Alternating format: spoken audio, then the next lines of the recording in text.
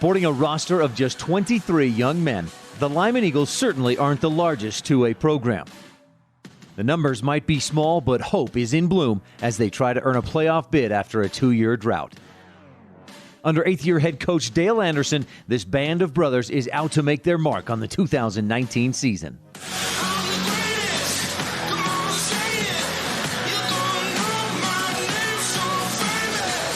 Lyman football is live for another year on MyLocalRadio.com as their exclusive video broadcast partner. Catch the action live and online throughout the regular and postseason right here or with the radio simulcast on KNYN 99.1 FM. With the countdown to the opening kick hitting 0 at the top of the hour, let's head to the MyLocalRadio.com broadcast booth to hear from the voice of the Eagles, Jake Hibbard. Tick-tock goes the clock on every life. No rest, no pain, I'm in overdrive. Get your beauty sleep, kick up your feet, I waste it all. Me, I'm not stopping, I'm not dropping. It's a rainy one today for homecoming in Cokeville with just a tick above 40 degrees. We have a Week 3 matchup of 1A Cokeville hosting 2A Lyman. The last time Lyman started a season 3-0 was back in 2015, and that's precisely what they have in mind today. Jake Hibbard joining you live on MyLocalRadio.com on a Friday just after noon. Cokeville, Lyman, when we return.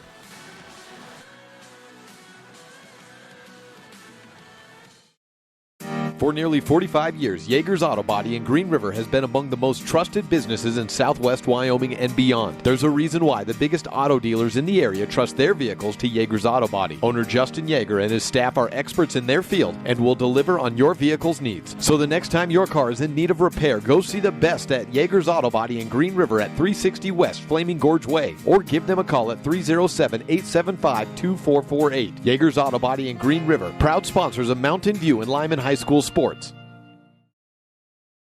Welcome back to Pregame Coverage live here from Cokeville High School, brought to you by Yeager's Auto Body. And if you've got a car banged up and you're kind of wondering what you're going to do, you got to take it into Yeager's Auto Body over in Green River.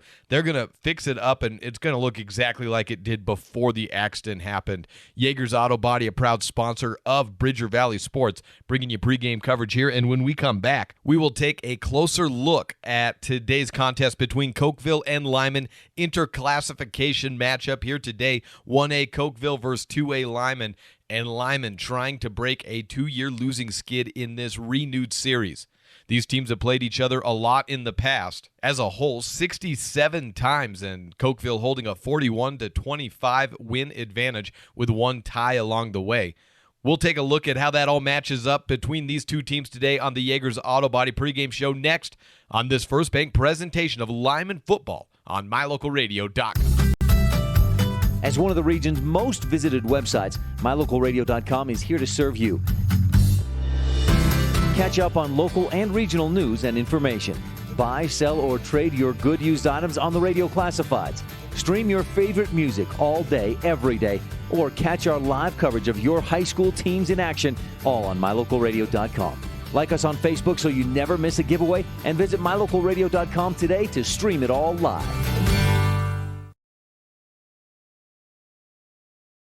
Welcome back. Pregame here at the Yeager's Auto Body pregame shows. We join you in Cokeville, Wyoming, where it is a rainy, cold one. We mentioned that at the top. It's about 41, 42 degrees, pouring rain all the way around a wet, natural grass field as the Lyman Eagles in their stark white jerseys will not be white for long as soon as those balls start flying.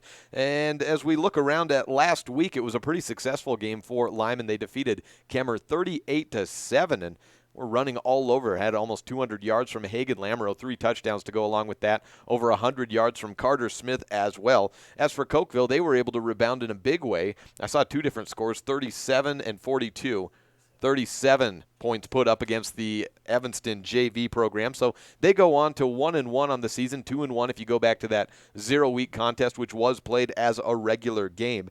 Hunter Gines for Lyman returns this week. He's had a broken thumb ever since the opening 0-week contest against Rollins.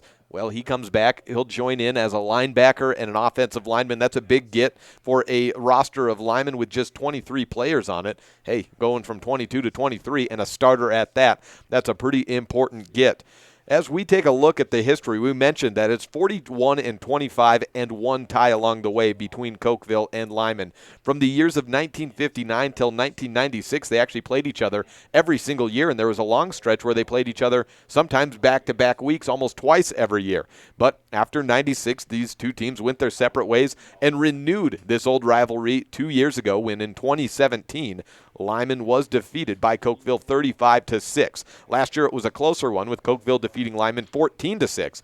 But 2-0 in the most recent iteration of this series, Cokeville and Lyman trying to see if Cokeville can go 3-0, whereas Lyman looking to get their first victory in this most recent iteration. We'll be back as we move on in the Jaegers Auto Body pregame show. We'll take a look around the valley in just a bit and hear from a outstanding swimmer from the Lyman High School Eagles team, and we come back on this First Bank presentation of Lyman football on mylocalradio.com.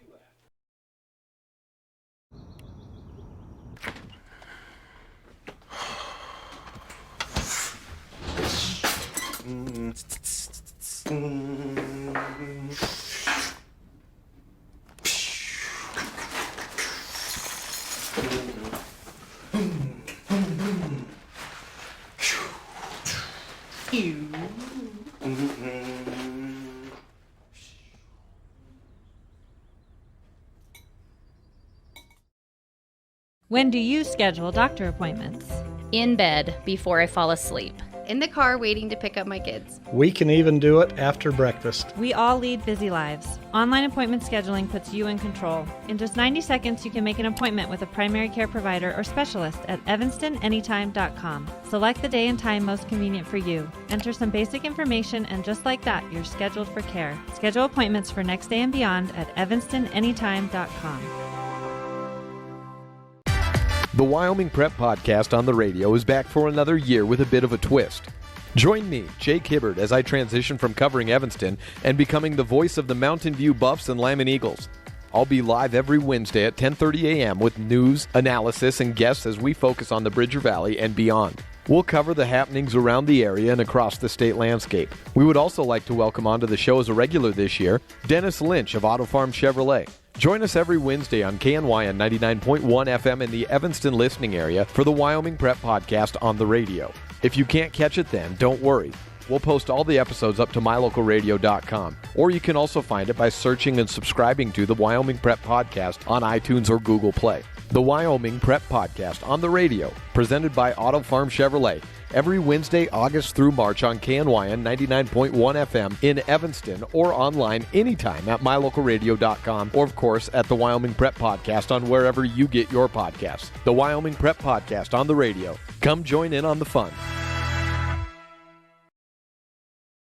Welcome back to the Jaegers Auto Body pregame show here on a Lyman pregame presentation as the Road Dogs Lyman are trying to upset Cokeville's homecoming night. So it's a lot on the line for both of these teams. Lyman 2-0 on the season, Cokeville 1-1, and trying to get a successful win on homecoming night. When we come back, we're going to shift away from the football game just briefly as we take our weekly look around the valley. This week on the show, I've got a junior in Brynley Buskell. She's quite the swimmer for the Lyman Eagles, and this past week, she set a state record in the 100 breaststroke, which was her own state record that she had set at the state tournament last year. Trying to go back this year and repeat as a state champion as a junior, Brynley's got some other goals in mind with the swimming career that she has already carved out, and we'll hear from her in just a bit. This is a First Bank presentation of Lyman football live online at MyLocalRadio. It's human nature to think the grass is always greener on the other side of the fence. That's not always true, especially when it comes to buying vehicles. This is Dennis Lynch, General Manager at Auto Farm Chevrolet. Dealerships pay the same price for new vehicles across America. The fact is, the best deals are right here, in your own backyard. The difference is that our employees are your neighbors, people you can trust. Please visit us first, Auto Farm Chevrolet. We are your community-driven dealer. I have Brynley Buskell with me, a junior at Lyman High School and a member of the swim team as we take a look around the valley. Most recently, you were at a home meet and you swam the 100 breaststroke and broke a state record which happened to be your own one that you set at state last year as a sophomore. Tell me a little bit about what was working right in that home meet for you this past week. Well, I like to focus a lot on technique with the strokes and what I'm doing, and I focus a lot on that in practice to get it perfected so that when I get to the meet, it gets better and better, and over time it just gets faster, and this meet, it just happened to be really good. So you set a state record at the state meet. That would have to mean you won state, right? Yes. What was that feeling like? It was really exciting because the year before I actually didn't even make it to finals as a freshman, and then I went from that to being a state champion, and it was really, really exciting. I love to swim, and it was a great feeling. You live in a town that obviously has a pool because that's where you guys practice at, but it's a small town. Swimming is maybe a sport that a lot of people wouldn't think to get into. How did you initially get into swimming? Well, my mom was a swimmer, and she always encouraged me to do it, and I wanted to get better, so we started going to Green River, and I actually swim on the USA swimming team there. So we go as much as I can, and they helped me get better because we don't swim as fast here in Lyman. They helped us to get better and to take me higher than I could have in high school. They have a fairly new facility there as well at the high school. I love going there to go cover meets. I've heard it's a pretty good pool to swim at as well. Yes, it is. I really like that pool. Now, for your home meet, to get a set a state record in front of your home fans, in front of your friends, your family, anything like that, was it better? Was it maybe not as dramatic as the state championship, or how did you assess that range of emotion when you did reset it? Well, I would say that the state meet was definitely more exciting just because there were so many more people. I knew that I was going to get out. I was going to go podium. I was going to get an award. It was just going to be a lot more exciting, pictures and everything like that. At this meet, it was just, I got a picture, I was put in the newspaper, a lot of cheering. What are your other events that you're trying to perfect as the season goes on? Well, I am a breaststroker, but I've started focusing on freestyle a little bit. I mean, all around, I can do all strokes. I can do everything. I've qualified in everything. I want to focus on freestyle, so maybe the 50 freestyle or the 100 freestyle, maybe the IM. Those are events, as you say, the 50 freestyle and the 100 freestyle. Those are events that you better be fast because when it comes to the state meet, the best of those sprint swimmers are going to be there. A lot of times if you're not, you're thinking, well, maybe it's better if I go into the 200 or maybe the 500 because I'll get some of those guys that maybe don't start as fast. But to be in that 50, that's got to be as wild of a race as there is in swimming. Yeah, it is. You have to be going all out. You can't slow down. You can't lose your technique. You go crazy the whole race. More of a 500, you can focus on technique and keeping that pace the whole time to keep going that same speed the whole time. But 50, you just got to go as fast as you can. There's, I'm sure, a few things that go into running a great 50 freestyle race, so I'm not going to ask you for one. Tell me, what your process is of if you're doing it right, how everything goes for you from start to finish in a 50 free. Well, starting is the first very important thing. You can't go slow off the blocks. You have to be super fast off the blocks. That's the first important part. Every second counts. Every race, a person could all have 25s. Every person in that race could have 25s. It's the tenths that it's important. So if you barely out-touch them, that's something you got to focus on. You got to reach farther in your stroke. Start has to be fast, and you've got to out-touch them at the wall. You got to get that touch out as quick as you can, but I'm sure there's also that fine line of reaching out a little too early. Is that a thing, too? Have you ever done that? Maybe when you were learning, you reached out too early, and then you found yourself almost like half a stroke shy of the wall? Yes, that does happen a lot. Even now, I still do that. Most of the time, you just glide and you just got to kick into the wall as fast as you can. Well, what's up next as you go throughout this season? We got a football game that we're broadcasting here, Cokeville versus Lyman on Friday, but you just had a swim meet yesterday, but what's going forward for you for the rest of the season? Well, I already know that I've got the breaststroke down. I do want to try and get some more school records. I want to get the 50 freestyle and the 100 freestyle records for sure. I'm actually swimming the backstroke today, and if I can go fast in that, maybe I could get that record. I'm not even a backstroker, but I would like to get that. How close are you on some of those? Well, the 50 is a 24, and I swim a 25. The 100 free is a 53, I believe, and I swim a 56. So I'm pretty close. I'm not sure about the backstroke. You have to work a little bit more on that one. Yeah, I do. That's Brynlee Buskell, a junior at Lyman High School, as we take a look around the valley. Congratulations on the state record, and moving forward, you got a little bit more in the season. Go get them out there in the pool. Thank you. Yeah, I really hope everybody can come and watch. If you do get a chance, make sure to head out to a Lyman swim meet and check out Brynlee and the rest of the Eagles team as they continue to go out through this fall leading up to the state finals at the end of October, beginning of November. When we come back, we will begin the Coaches Show portion of this Yeager's Auto Body pregame show. And for 45 years, Yeager's Auto Body has been among the most trusted in the business.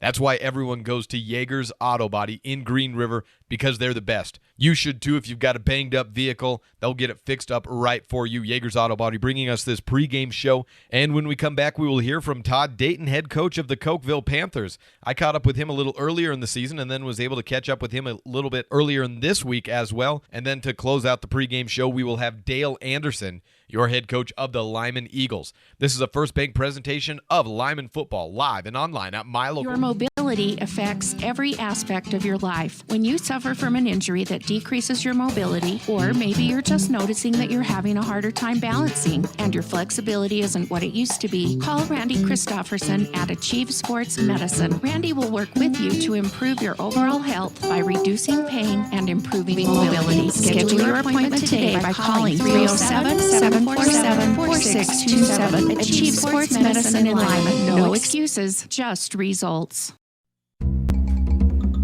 Sure, I look cute now, but when my owner lost his job, it was rough. I was living on the street, and one night, me and this Cocker Spaniel got into it so bad, I wound up looking like an ice cream cone. I cried a little bit, but thankfully I got rescued, so running, jumping, all back to my old self, and I'm ready to give unconditional love, even if you put a lampshade on my head.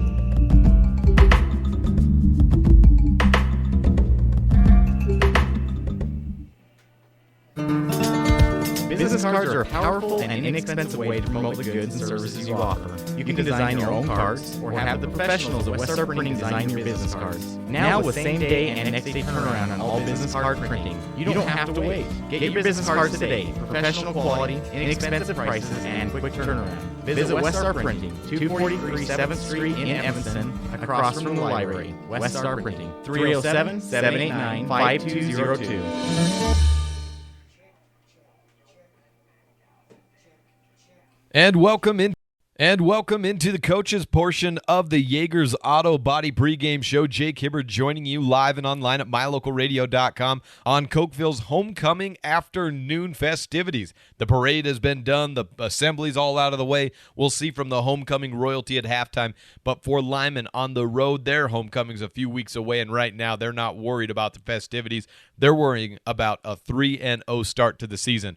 We'll talk to Dale Anderson, head coach of the Lyman Eagles, about that a little later. But when we return, we will hear from Todd Dayton, the 40th year head coach for the Cokeville Panthers, coming right up on this First Bank presentation of Lyman football on mylocalradio.com. For nearly 45 years, Yeager's Auto Body in Green River has been among the most trusted businesses in southwest Wyoming and beyond. There's a reason why the biggest auto dealers in the area trust their vehicles to Yeager's Auto Body. Owner Justin Yeager and his staff are experts in their field and will deliver on your vehicle's needs. So the next time your car is in need of repair, go see the best at Yeager's Auto Body in Green River at 360 West Flaming Gorge Way, or give them a call at 307-875-2448. Yeager's Auto Body in Green River, proud sponsors of Mountain View and Lyman High School sports. I've got head coach for the Cokeville Panthers, Todd Dayton, with me. And a couple of weeks ago, I was covering a game with you against Mountain View. The week that followed, you took on the Evanston JV program, and you're now moving into your fourth week of competition. Where do you think the team is at as far as the development process going? Well, I was pleased with our work last week against Evanston. Our kids, we got better. And that's so important. We're a young team, but right now we've had 3 games, so that's not an excuse. We've just got to keep getting better and better. And we did last week, so it's going to be a big challenge this week with Lyman, but we're looking forward to it. What did you see going right in that contest against the Evanston JV program that you'd like to carry over with? Well, our turnovers, we didn't have the turnovers, and we threw the ball pretty good. And I was pleased with our offensive line. They were a little more physical than they have been. And you're changing positions at basically every spot on the field from a year ago to this year. And in a lot of spots you had multi-year starters. But when you have to replace a line, is that one of the slowest to come along as far as the development process of getting that to work as a unit? Well, they're by far the most important unit, I believe, on the team, is that offensive line. And it takes time. We have a great offensive line coach, and Coach Nate. He does a super job with them, but it does take time, and we are showing progress. Against Lyman, it's a non-conference match, but it's a great time for your team to go up against a competitor that's jumped out to a 2-0 season. I'm sure you've looked a little bit out of that program and seen what they're doing. What would you like to do against that team this week? Well, we got to control their run game for sure. They really amped it up against Kimmer, and they do a good job just running it right down your throats, and we're going to have to stop that. Of course, you also get a game back at home, which I believe, you get that opening win against Big Piney. And have you been back since then? No, we haven't been since that 0 week. And that's what I was thinking, is that you get a couple weeks off, now you get back home, and it's a unique feel that you get fans really on top of the game. Parked and pulled all the way around the field. It's kind of a unique atmosphere. And does that kind of elevate your team's play when they're in that situation? Oh, we like to play at home. There's nothing like home cooking, and it's our homecoming. So it should be a good crowd, and it should be a lot of fun. Describe to me a little bit about what a Cokeville homecoming looks like, because I've heard it from your broadcaster that it's quite the show. Well, tradition, and we are rich in tradition, and I'm sure we're doing what we did 20 years ago, and I think a lot of schools do about the same thing. We really hit on tradition, and that's very important to us. Well, with the homecoming match, it comes its own unique set of challenges. Sometimes coaches like to be on the road because they say you're freer of distractions, but it's obviously a lot of fun to be at this homecoming match. But also for your team at this point in the season, as you're going to start ramp up and getting some conference games here and there, you'd probably really want to get this one be a sharp performance to come out. What are you doing in practice this week to try to accomplish that? Well, our goal is to get better every week, and we want to be the most improved football team in the state by the end of the year. And so this is just one more step on the ladder. But we've got to narrow it down. There's so many things going on during the week. The kids got to narrow it down and realize what's important, and that's that football game on Friday afternoon. That's head coach Todd Dayton for the Cokeville Panthers. Thank you very much. Head coach Todd Dayton of the Cokeville Panthers joining us over the phone right there. Thank you to him, and good luck to his program as he continues to move on through that long and storied career of the Cokeville Panthers football program. Stay tuned. Coming up in just a bit, we'll hear from Dale Anderson as we continue this coaches show on the Jaegers Auto Body pregame program. This is a First Bank presentation of Lyman football on MyLocalRadio.com. With MyLocalRadio.com, you get to stay up to date with Lyman and Mountain View sports by watching all of the games live in the convenience of your own home. Now you get to keep up with your coaches, athletes, and teachers throughout the week with the Bridger Valley Coaches Corner. Weekdays during the school year, the Bridger Valley Coaches Corner will run on KNYN 99.1 FM at 3 p.m. and keep you up to date with the most interesting storylines from Lyman and Mountain View in football, volleyball, basketball, swimming, running, golf, and more. We'll also check in with different students and teachers from the two schools throughout the year. 3 p.m. Monday through Friday on KNY and 99.1 FM is the Bridger Valley Coaches Show presented by MyLocalRadio.com. Stay connected. It's important to feel like you belong. At Trona Valley Federal Credit Union, we understand the value of connection. When you become a member, you join our family. You become an owner of a not-for-profit financial organization, and your success becomes our success. We give back to our members by offering lower loan rates, fewer fees, higher yields, and more products and services. Become a member of Trona Valley Federal Credit Union today, and let's work together to reach your financial goals. We're a caring partner here for you. Member NCUA.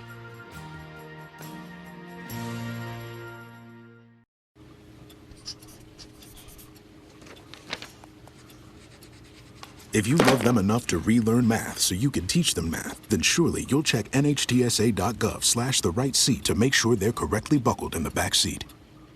When you have any mechanical problems, always think of Reese Auto Service in Lyman first. Doug and the mechanics at Reese Auto Service work on everything from your lawnmower and snowblower to cars, trucks, farm and ranch equipment, and semis. You can also get tires for anything you need at Reese Auto Service. Always visit Reese first. You'll get great pricing and quality-friendly service. Reese Auto Service, 541 Highway 413, Lyman. We are just about to the opening kickoff here to begin the Bridger Valley Motor first quarter, live from Cokeville, Wyoming. When we come back, we'll close out the Jaegers Auto Body pregame show with Dale Anderson, head coach of the Lyman Eagles, next on a First Bank presentation of Lyman football, live and online on My. The best place to stay when you're in Casper, Wyoming is the Come On In Hotel and Suites. This beautiful log hotel offers 5 hot tubs, 1 pool, a fitness center, and fabulous indoor atrium. Offering jacuzzi and fireplace suites, the guest rooms are comfortable and relaxing. Plus, every stay includes a delicious extended continental breakfast. Whenever you're in Casper, stay at the best place. Come On In Hotel and Suites. Come on in today. Come On In Hotel and Suites, Casper.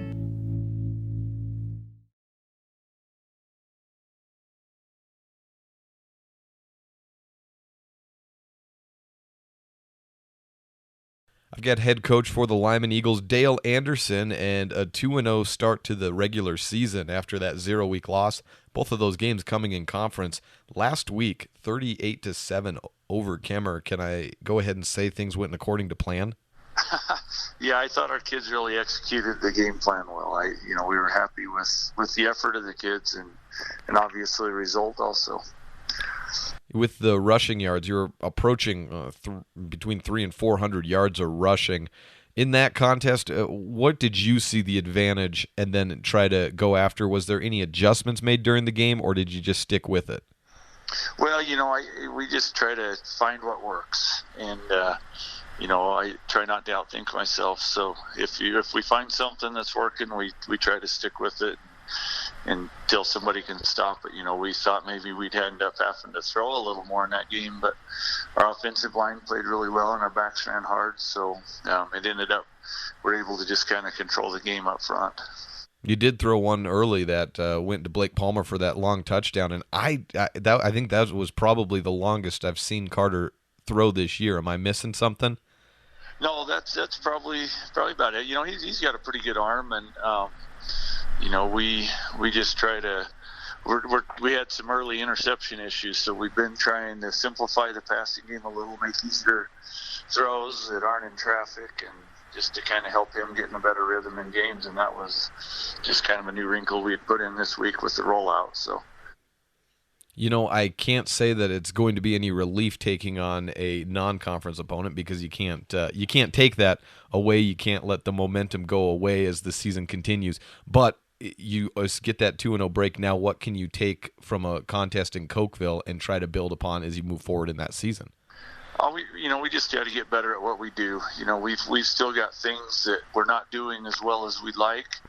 So we talk to the kids about that, and it's a very good opponent. Cokeville traditionally year in, year out is one of the better, 1A teams, and always compete well against the 2A teams as well. So, it'll be an opportunity for our kids to go out and compete and hopefully get better at some things and find a few more things that we need to get better at. you've probably become pretty familiar with that Cokeville offense over the years, haven't you?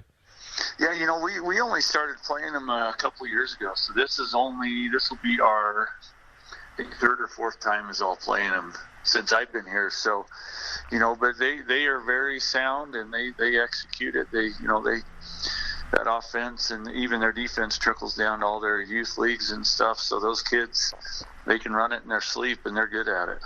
I would imagine it's probably like a lot of option offenses where you don't know where the ball is going, but what is the key to defending a tee? Just getting kids in the right position, making sure our alignment's right defensively. That was the thing. Even the other day, we had a few breakdowns with our alignment, so that's something we're going to stress this week, is making sure we're in the right position to make the play first, and then after that, you want to make the play. Yeah, of course. Head coach Dale Anderson with the Lyman Eagles taking on Cokeville this week. Good luck, coach, and we'll see you after the game. Hey, thank you. This has been the Jaegers Auto Body pregame show, and that was Dale Anderson of the Lyman Eagles. Starting lineups and kickoff of today's contest when we return. This is a First Bank presentation of Lyman Eagles football live and online with the video broadcast at mylocalradio.com and on the radio at KNYN 99.1. When I was in foster care, I never knew when I would have to move, so I always had my suitcase ready to go. Then one day, I was adopted. My new parents opened their hearts and home to me. My parents cook my favorite breakfast for me every morning. My parents take me on trips I never thought I would go on. They gave me a home and an even better reason to use that suitcase. My parents aren't perfect, but they're perfect for me. We know that when you think of Plains Tire in Evanston, you always think the Tire Professionals. Quality customer service. They're friendly with great prices. I really like Plains Tire in Evanston. But did you also know that the team at Plains Tire offers oil changes, windshield wiper checks, and free alignment checks? That's right, free alignment checks. We don't want you to quit thinking all those great things when you hear Plains Tire. We just want you to add to the list. Plains Tire, the tire professionals. Stop in today, 157 Bear River Drive. The best live coverage of local sports, weather, local news, and radio classifieds, plus online streaming music, giveaways, and more. It's all on mylocalradio.com. Watch as your high school teams clash with their biggest rivals. Listen to the latest from your team's coaches. Catch up on local and regional news and stream your favorite music. Visit mylocalradio.com. Like us on Facebook and stream it all live. For nearly 45 years, Jaegers Auto Body in Green River has been among the most trusted businesses in southwest Wyoming and beyond. There's a reason why the biggest auto dealers in the area trust their vehicles to Jaegers Auto Body. Owner Justin Jaeger and his staff are experts in their field and will deliver on your vehicle's needs. So the next time your car is in need of repair, go see the best at Jaegers Auto Body in Green River at 360 West Flaming Gorge Way, or give them a call at 307-875-2448. Jaegers Auto Body in Green River, proud sponsors of Mountain View and Lyman High School sports.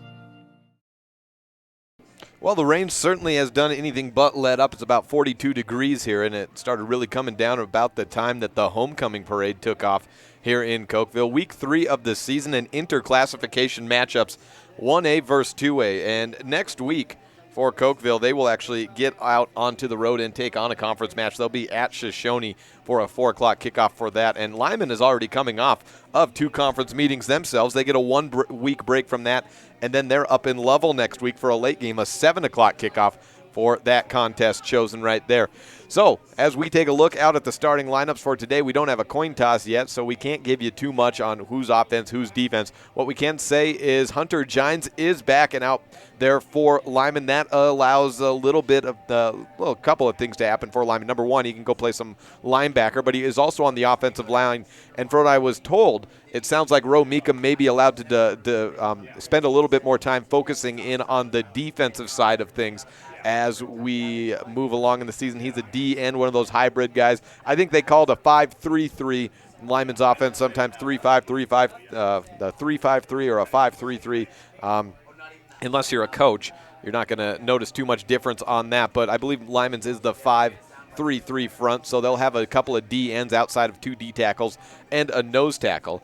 Let's Run through your offensive starters for Lyman first, though. Carter Smith at quarterback. Richie Brewer at wide receiver, along with Blake Palmer leading the way with 6 receptions and a touchdown. Alex Bradshaw out there at wide out as well. Hagen Lamoureux is the running back, and Preston Brewer the hybrid back tight end combo. On the offensive line, Ryan Christopherson, Hunter Gines, Briggs Richards, Hanson Bradshaw, and Landon Heaton from left tackle over to the right tackle side of things. For the Cokeville Panthers, go through their offense at quarterback. Matt Thomas with 17 carries for 109 yards, 1 touchdown, has thrown for a touchdown as well on 8 of 22 incompletions for 122 yards.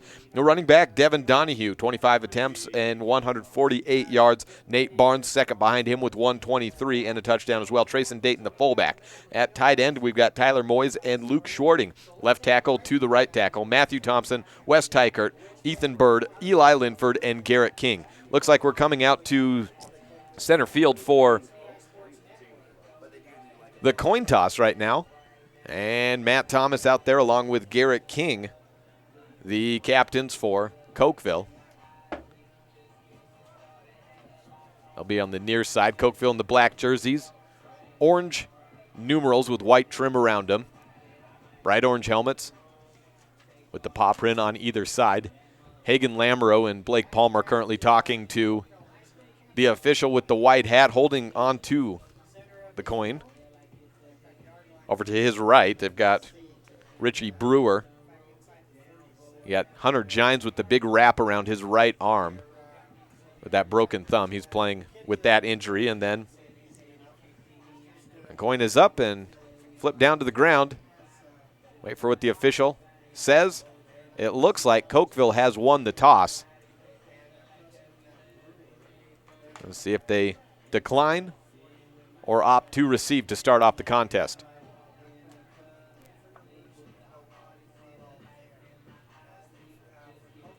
Matt Wolford, the other captain for Mountain View.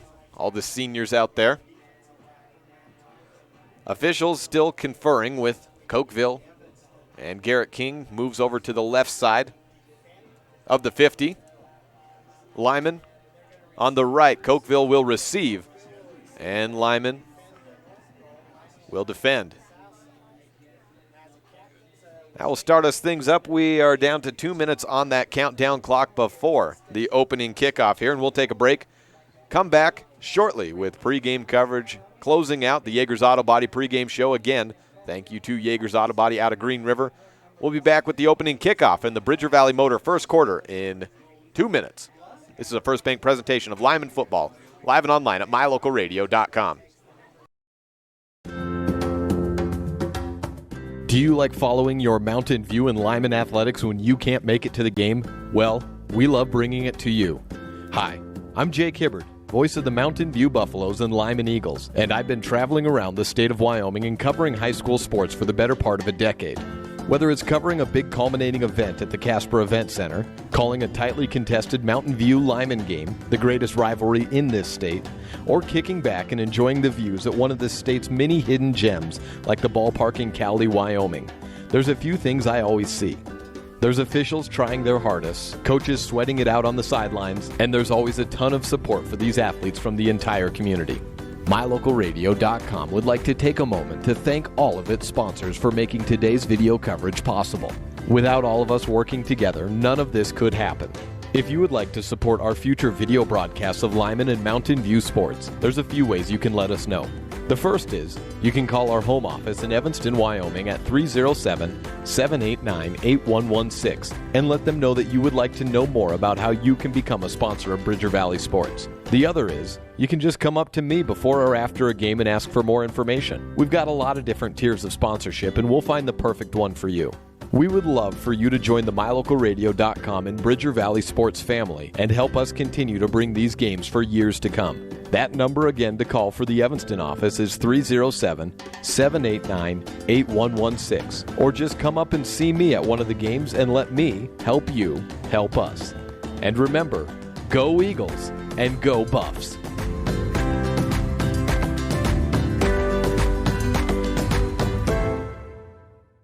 Because of you, I feel not alone in this world. And you let me know that it only takes one person to make you feel wanted.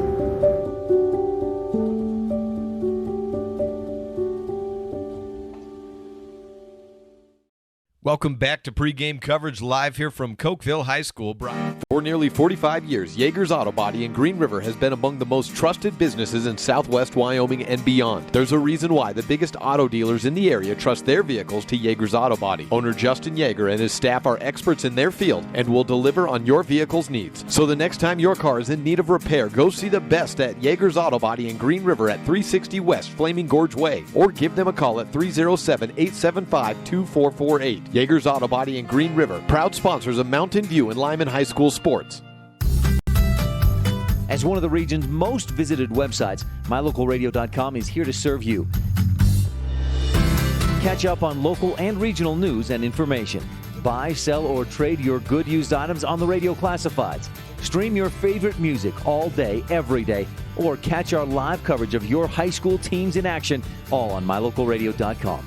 Like us on Facebook so you never miss a giveaway, and visit mylocalradio.com today to stream it all live.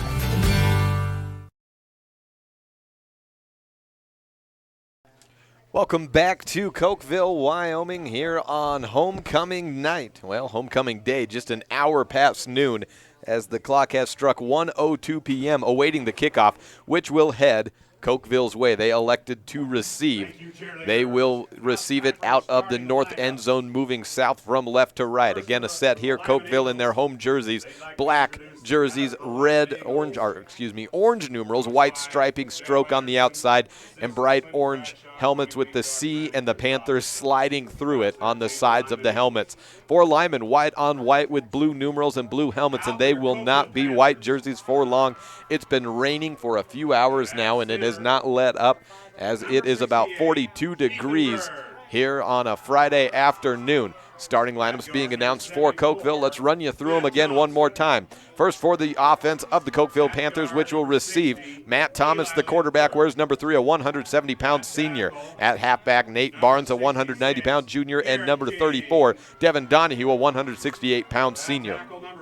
At fullback in the T formation, Trayson Dayton is a sophomore at 157 pounds. At the offensive line, left tackle, 170-pound junior, wears number 74, Matthew Thompson. Wes Tykert at left guard, a 164-pound senior. Ethan Bird at center, 170-pound junior, and he wears number 68. Number 60 is Eli Linford, and he is the right guard, 157 on the dial, and a sophomore. Garrett King, 221-pound senior, and one of the two team captains in today's contest for Cokeville, wears number 66 and plays right tackle. And at tight end, the left side, 153-pound junior, number 15, Tyler Moyes. And at the right tight end, Luke Schwarting with 2 catches for 12 yards, a 173-pound senior. On to the Lyman defense, and let's start with those 3 men at the front. First at nose tackle, in the very middle of that 5-3-3 formation, it's number 55, Briggs Richards, a 180-pound, 5'7" sophomore. At the other D tackle positions, it's Hanson Bradshaw to his left, a 5'9", 219-pound junior, and Matt Wolford is a junior as well, a 232-pound, 5'9" senior at the D tackle position. At the hybrid linebacker D end positioned on either side, we'll see Roe Meekum, number 65, a sophomore, wears number 65, a 200-pound, 6'4" sophomore, and Preston Brewer, a junior at 168 pounds on the left side. At linebackers, Hunter Gines is returning for this contest, so we'll see him out there along with Braxton Saby, wears number 14, 5'6", 145-pound junior, and Hagen Lamoureux, the 150-pound senior, 5'9". And at safety, Blake Palmer wears number 27, Richard Brewer, number 2 at the cornerback, and McCoy Smith, a freshman, at the other cornerback position. Setting up for kickoff, it is the kickoff specialist, Braxton Saby, for Cokeville, for Lyman, kicking off to Cokeville. Set up at the 40-yard line, left hash mark, and we are ready for play. Probably a little bit of slipping and sliding in this deep grass here, natural field. It's been raining for a while here on homecoming. Saby with the hand into the air and set to kick off. Kickoff time at 1:05 p.m.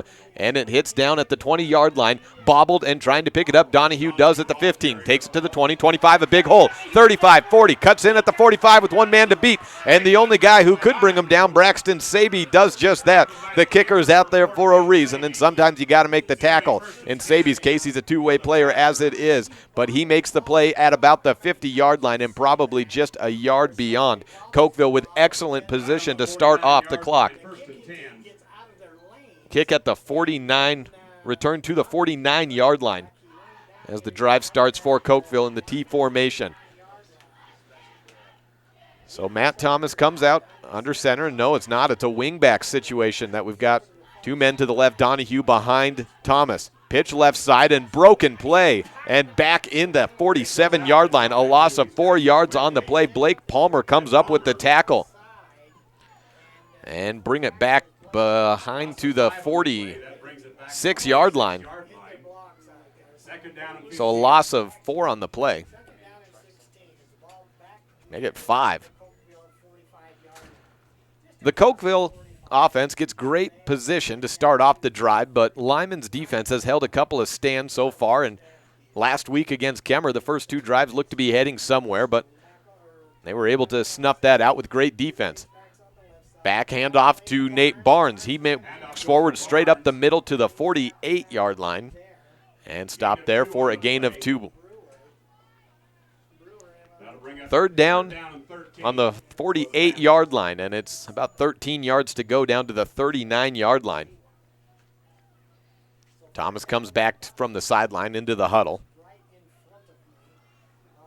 Ball marked a little to the right, a little bit to the left of the right hash mark, and we do have hash marks this week.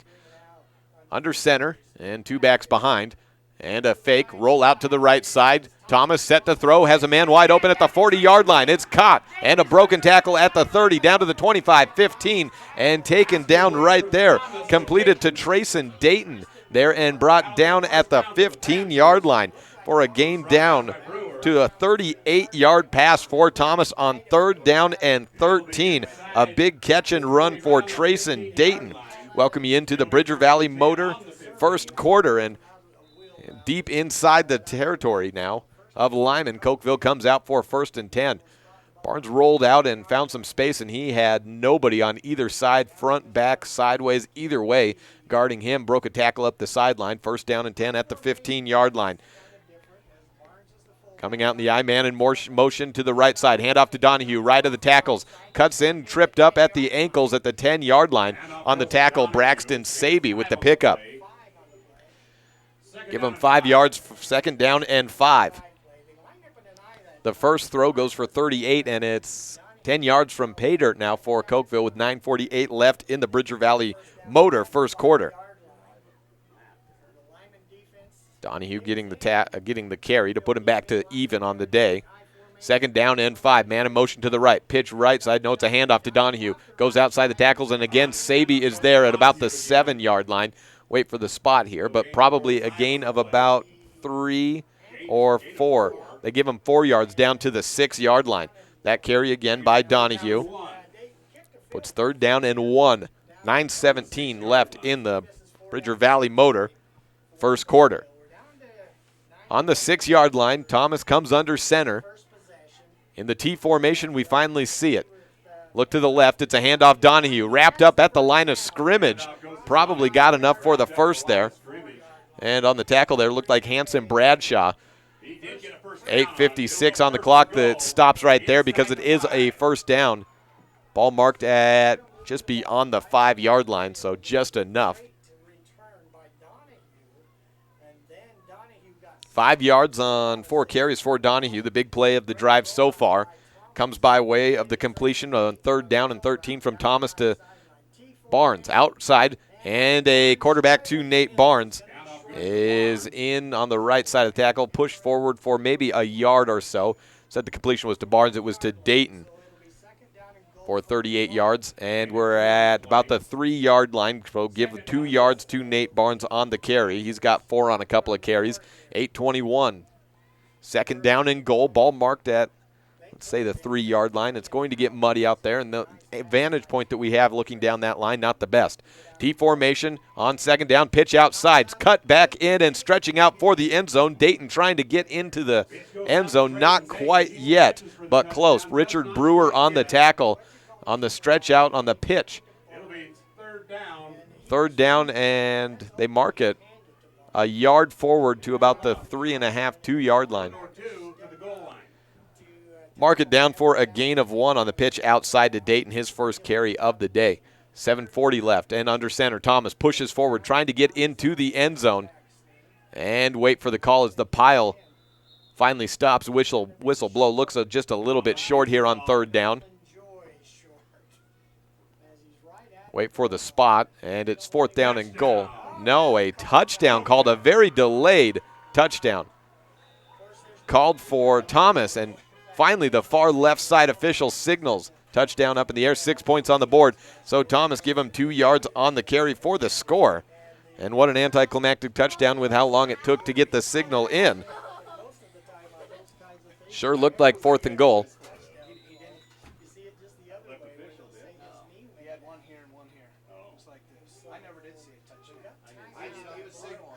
And is there a question of whether the touchdown was scored or not? There's timeout taken now.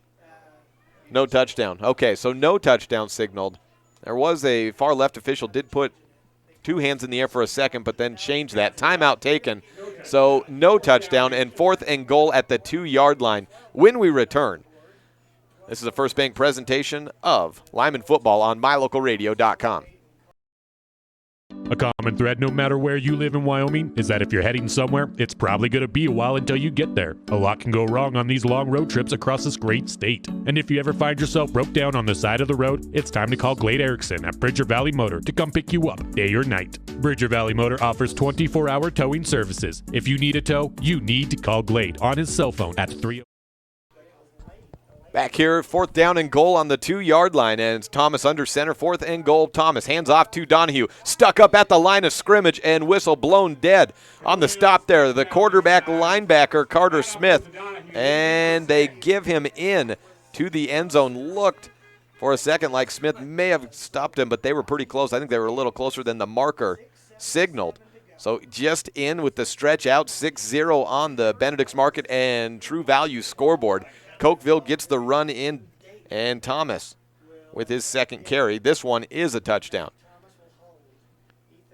On the kick here, it's Dayton setting up. Snap, hold is up, and kick is good. 7-0 on the Benedict's Market and True Value scoreboard as there's 7:33 left in the first quarter, brought to you by Bridger Valley Motor. And now we'll take a break. Ensuing kickoff coming up, Lyman's first drive. When we return, this is a First Bank presentation of Lyman football on mylocalradio.com. A common thread no matter where you live in Wyoming is that if you're heading somewhere, it's probably going to be a while until you get there. A lot can go wrong on these long road trips across this great state. And if you ever find yourself broke down on the side of the road, it's time to call Glade Erickson at Bridger Valley Motor to come pick you up day or night. Bridger Valley Motor offers 24-hour towing services. If you need a tow, you need to call Glade on his cell phone at 307-780-3280. Bridger Valley Motor is here to pick you up if your lift ever lets you down. 307-780-3280. 4-minute and 27-second drive for Cokeville to score the first touchdown of the game as Matt Thomas gets in from about a yard out. To make it 7-0, the kick is good by Dayton on the extra point, and Lyman will come out for their first offensive opportunity of the day. Hagan Lamoureux and Carter Smith have been a dynamic duo in the backfield. Barnes getting set to kick off for the Panthers.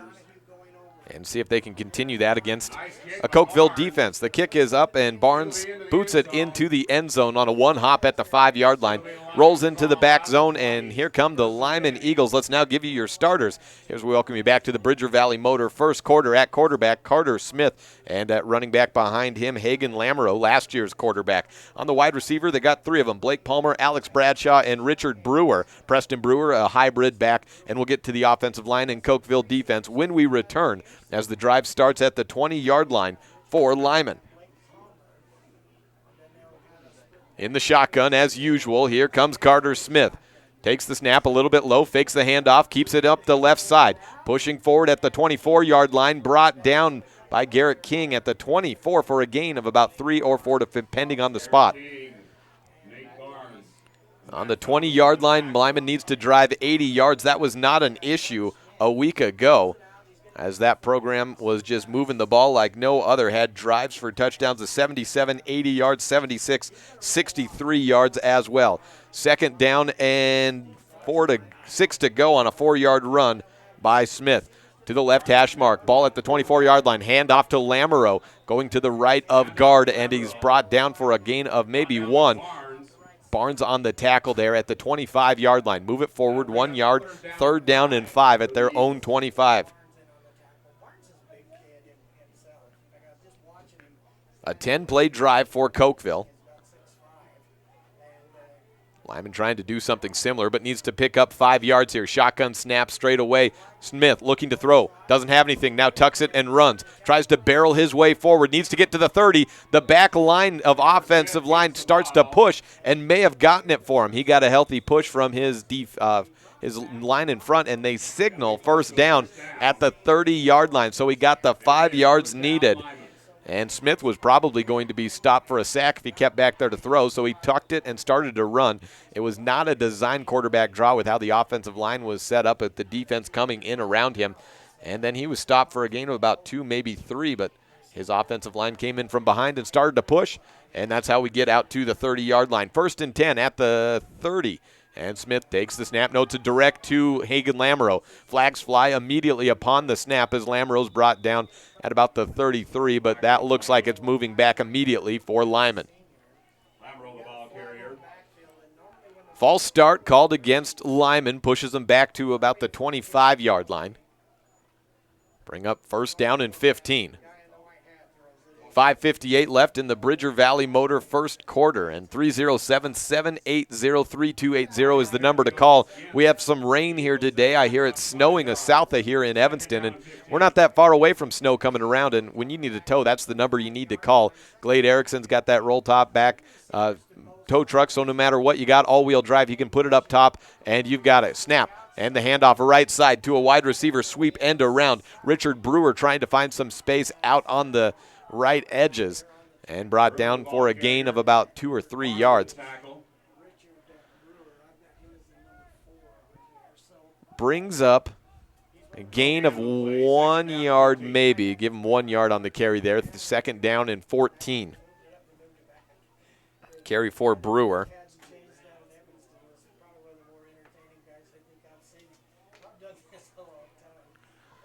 Second down and 14. Ball set to the right hash mark. Make it a 4 receiver set, 2 either side. Smith rolls out right, fakes a handoff, no, gives it off to Lamoureux. Has some space up the middle, cuts to the outside, 35. Ripped down from behind at the 38-yard line. Good tackle there coming in. And ball marked at the 40-yard line. Like Landon Walker on the tackle. Landon Walker, the freshman, 162-pound freshman, brings up 3rd down and 1. Smith pushes forward, trying to get that extra yard needed. Needed to get to the 41, and the pile stops what appears to be just a little bit short. We will wait and see, though. Ball marks a generous spot and a 1-yard gain for Smith. Gets the yardage needed. 10 yards for Carter Smith as the ball moves forward to the 41-yard line. 1st down and 10. Go the Eagles. Timeout taken by Lyman. We will take one as well. 4:34 left in the first quarter, brought to you by Bridger Valley Motor. And Lyman, after 2 first downs, getting a healthy push by the offensive line. Coach Dayton is talking to the officials about that. We'll be back in 30 seconds. First Bank presentation, Lyman Football, MyLocalRadio.com. Super kids deserve super care. Experience the difference with board-certified pediatricians Alan Brown, MD, and Bird Gilmartin, MD, at Uinta Medical Group. Whether it's tracking your child's overall health at Well Child Checks or helping your little ones feel better when they're sick, Dr. Brown and Dr. Gilmartin are here to help your child grow, learn, and thrive. Schedule an appointment with Dr. Brown or Dr. Gilmartin by calling 307-789-WELL 9355 or visit evanstonanytime.com. 1st down and 10, ball at the 41-yard line. Lyman driving on their first attempt, down 7-0 on the Benedict's Market and True Value board. Shotgun snap goes to Smith. He hands off to Lamoureux. Stuffed up behind the line and at the 40-yard line and maybe back to the 39. Certainly a loss of 1, maybe 2 on the play. Ball marked at the 40-yard line for a negative 1-yard gain by Lamoureux. He's got 12 yards on 3 carries. And now let's give you the offensive line starters for Lyman on this opening drive. Left tackle, Ryan Christopherson. Hunter joins the left guard. At center, it's Briggs Richards, and Hanson Bradshaw's the right guard. At right tackle, it's Landon Heaton. We'll see if we can get to those Cokeville defensive starters to finish out that lineup just next. 2nd down and 11. Shotgun snap, man in motion is Brewer. Handoff goes to Brewer. No, it's kept by Smith. He's got a little bit of forward momentum, driving the pile forward to the 45 and then brought down all the way at the 49 perhaps. See if they bring that back at all, but a gain of about 10 yards it appears on the carry, and finally they do mark it back to the 47-yard line, maybe the 48 we'll call it. Gain of 8 yards on the carry for Smith. Needs to get it down to the 49. 3rd down and 3. Brings up 3rd down and 3, about 3 yards. 18 yards for Smith. 1 receiver on the right side, 2 on the near. It's a quarterback keeper, and it's a direct snap to Lamoureux. Stuffed up in the backfield. And again, it's number 12, Landon Walker, the freshman, on the tackle in the back line, trying to get a yard or 2 forward. They actually end up losing 1, and it's 4th down and 5 to go. Loss of 2 on the play, 4th down and 5. 11 yards for Lamoureux. 2:53 left in the Bridger Valley Motor first quarter. Lyman opts to punt.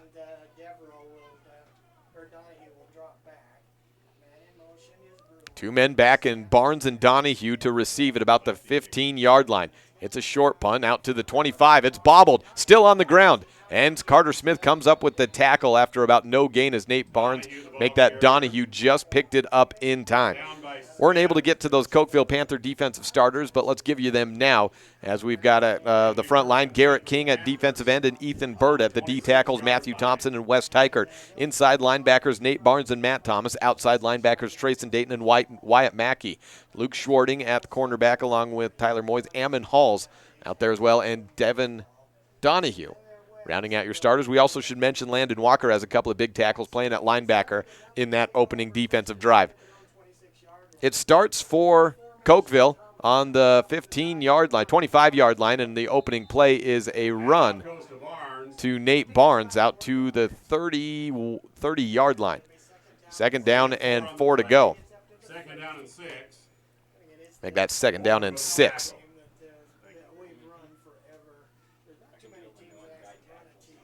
Ball marked at the 30-yard line for 2nd down and 6 as Cokeville's second drive with 2:15 left in the Bridger Valley Motor first quarter.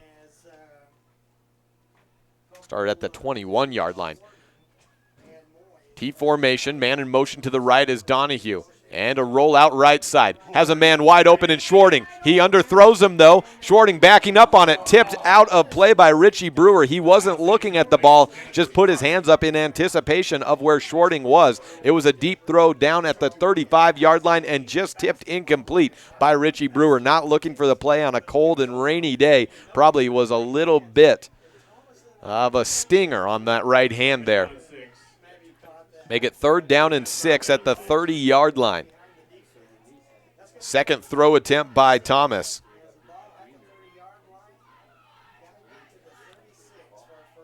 T formation. And a rollout right side. Thomas may wrap it and keep it. Needs to get to the 36. Did that and a little bit more.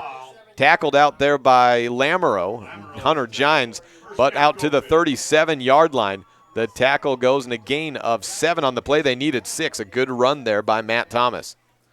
9 yards for Thomas on 3 carries. 1:49 left in the Bridger Valley Motor first quarter.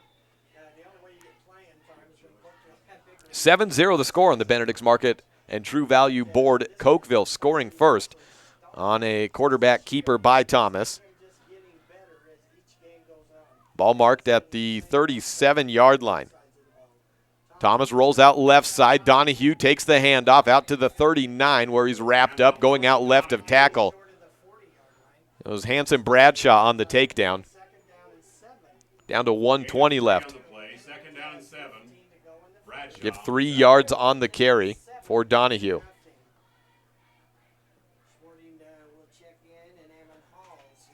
Ball on the 39. Cokeville already up a touchdown. Late in the first quarter. This is their second drive. Come out in the huddle. And under center, Thomas with 2 backs either side of him. Looks out to his right, fakes a handoff to Barnes, rolls back right side, now tucks and runs. Push back at the 19-yard line. Preston Brewer with his 4th sack of the season, brought down at the 38-yard line for a loss of 1.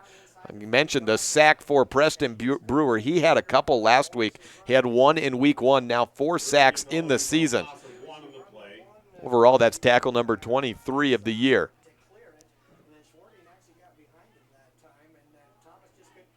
Preston certainly had that DN position, the 5-3 front for Lyman. A threat, to say the least. Has at least 1 takedown of a QB in every week. 3rd down and 9 to go. Ball marked at the 37-yard line. In the shotgun, Donahue takes the handoff, then reverses to the right side. Barnes now throws to Thomas, wide open at the 47-yard line. Completed and then out of bounds, marked at the 45-yard line. So a double reverse and then a quarterback pass goes for a gain of 18 yards on 3rd down. Barnes with the throw for 18 on 3rd down, and had to have it. Got to add a couple of new guys into different spots in the stat book. Put Thomas in for his first catch of the day, and Barnes his first throw of the year. That's gone for a completion. Timeout taken. No, it's the end of the first quarter. That was the last play. The Bridger Valley Motor first quarter ends with a 1st down completion of 18 yards. Matt Thomas catching the pass from Nate Barnes. 7-0 on the Impact Physical Therapy Board. Cokeville leading Lyman on a First Bank presentation of Lyman football on mylocalradio.com. A common thread no matter where you live in Wyoming is that if you're heading somewhere, it's probably going to be a while until you get there. A lot can go wrong on these long road trips across this great state. And if you ever find yourself broke down on the side of the road, it's time to call Glade Erickson at Bridger Valley Motor to come pick you up day or night. Bridger Valley Motor offers 24-hour towing services. If you need a tow, you need to call Glade on his cell phone at 307-780-3280. Bridger Valley Motor is here to pick you up if your lift ever lets you down. 307-780-3280. The best place to stay when you're in Casper, Wyoming is the Come On In Hotel and Suites. This beautiful log hotel offers 5 hot tubs, 1 pool, a fitness center, and fabulous indoor atrium. Offering jacuzzi and fireplace suites, the guest rooms are comfortable and relaxing. Plus, every stay includes a delicious extended continental breakfast. Whenever you're in Casper, stay at the best place. Come On In Hotel and Suites. Start of the second quarter here. Thomas takes it at the 45-yard line, hands off to Donahue. He breaks a tackle, jukes at the 40-yard line, and then works his way out to the 39, making the 36-yard line for a gain of about 9 yards on the play. Brings up 2nd down and 1 on the first play of the second quarter. 17 yards on 6 carries for Devin Donahue. A touchdown in the first quarter was pushed in by Matt Thomas, but it was really set up by a long 3rd down conversion, a 38-yard pass from Thomas down to Trayson Dayton. And as we ended the first quarter, we had another conversion, this time of 18 yards on a pass from Nate Barnes on a double reverse, where Matt Thomas, the quarterback, rolled out and was unguarded out on the right side. Down to the 36-yard line, a muff snap, and Thomas has to tuck and run with it. Back to the line of scrimmage, maybe a loss of 1. They give him about a no gain on the play there. 3rd down and 1 to go. Ball marked at the 36-yard line.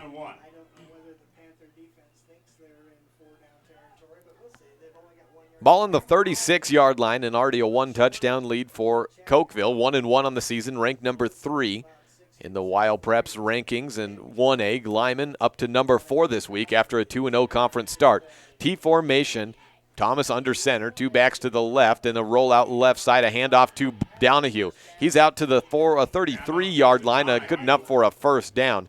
Mark him for a gain of 3 or 4 yards and make it 3 on the play. 20 yards now for Devin Donahue as the drive continues and works its way down to the 33-yard line. I think the 32-yard line. 1st and 10 on the 32-yard line. T formation. Thomas takes the snap. Left side pitch. Beats Bradshaw around the left corner and ripped out of bounds pretty violently by Blake Palmer out to the 31-yard line. Give him 1 yard gain on the play. 2nd down and 9 upcoming. Donahue, the workhorse so far today, 22 yards on 8 carries. Ball down to the 31-yard line.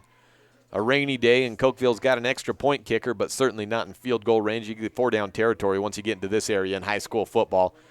Not losing too much if you try to go for it on fourth as opposed to a punt. T formation, ball at the 31, 2nd down and 9. Donahue goes out to his right side, and Thomas looking to throw. Has Barnes to his left and completes it in the flats. At the 30-yard line, a run down by Preston Brewer, completed down to the 27-yard line. Preston Brewer on the tackle there. He was catching up and trying to make the play there. Is down to the 28-yard line. Give him a gain of 3 on the play.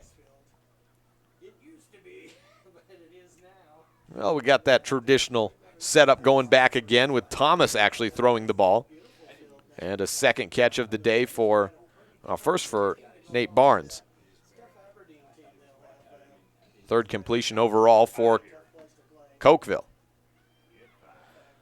3rd down and 6 to go. Ball at the 28-yard line. Thomas rolls back to his left. Has Blake Palmer as he throws it. He's hit up into the air. Caught at the 15-yard line and down inside the 10. Out of bounds at the 7-yard line. Tyler Moyes catches it all the way down. They mark it at the 6-yard line. Blake Palmer looked like he had a sack coming in on a cornerback blitz, but no. Down for a 22-yard gain. Some big throws by a T formation team. Not what you expect to see, but it's what Cokeville's gotten by with today. 3 big gain plays through the air. 1st down and goal. Ball marked at the 6-yard line. And a whistle blown, a timeout taken by Cokeville. Another inside the 10 red zone stand needed for Lyman. They let Cokeville get in the first time, trying to do better this one. We'll come back in 2nd quarter down to 9:26 left in a 7-0 lead on the Benedict's Market and True Value board. Cokeville over Lyman on a First Bank presentation of Lyman football on mylocalradio.com. Meet the service and parts department staff at Auto Farm Chevrolet. We work on almost every type of vehicle, foreign and domestic. We also sell parts and accessories for almost all makes and models. Our staff is friendly and well-trained, and we are here to serve you. Open Monday through Friday beginning at 7:30 a.m. We invite you to Auto Farm Chevrolet for all your parts and for all your service needs. 624 Front Street, Evanston. We're a community-driven dealer. Right-handed quarterback Matt Thomas took a snap to his right, started to roll, and then kind of turned away from his body and had to move it all the way around to get his shoulder in a position to throw as he rolled out to his left a play ago. And as he had Blake Palmer coming up to his left and trying to make a play and nearly got the sack. Thomas just threw it down looking like it could have been intercepted, and it was Alex Bradshaw down there in single coverage against Tyler Moyes. Moyes hauled it in and went out of bounds at the 6-yard line. So Cokeville through the air today with a total of 81 yards. Now 1st down and goal at the 6. Thomas rolls out to his right. Hands off to, was that Schwarting? About to Nate Barnes on the carry. And it's a 1-yard gain out to the 5-yard line. 4th carry of the day for Nate Barnes, 9 yards for him. 2nd down and goal, ball marked at the 5-yard line. Again, that's through Nate Barnes, 1 completion of 18 yards, and Matt Thomas, 3 of 4 for 63 yards. That brings you a total of 81 yards through the air on 4 completions. Thomas under center in the T formation. Barnes to the right, Donahue to the left. Donahue goes out into motion to the right of tight end. Handoff up the middle to Trayson Dayton. He gets inside the 5-yard line. The question is exactly where. Down to about the 3-yard line it appears to be.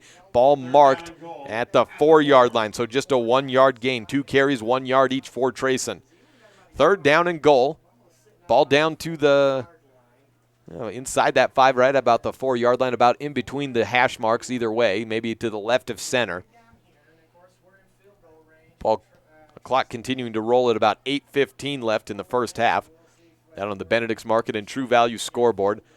Thomas enters the huddle for Cokeville and breaks it. Line comes forward. And you've got 2 backs, a 1-back set. Thomas in the shotgun, looks out left side. Has Moyes in the corner, skies up, makes the grab, and touchdown called. Cokeville goes up 2 scores with a 4-yard score on 3rd down and goal. Moyes with the big completion down to the 6-yard line and the touchdown. Thomas completes it.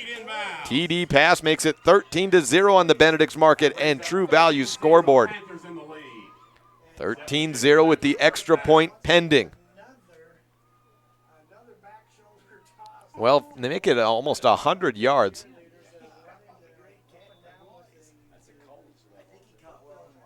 On the day for passing for Cokeville. The extra point, Dayton is up, and it's left, and no good. 13-0 on the Benedict's Market and True Value scoreboard. Cokeville has scored in each of their first 2 possessions. Lyman's second possession when we return. This is a First Bank presentation of Lyman football on mylocalradio.com.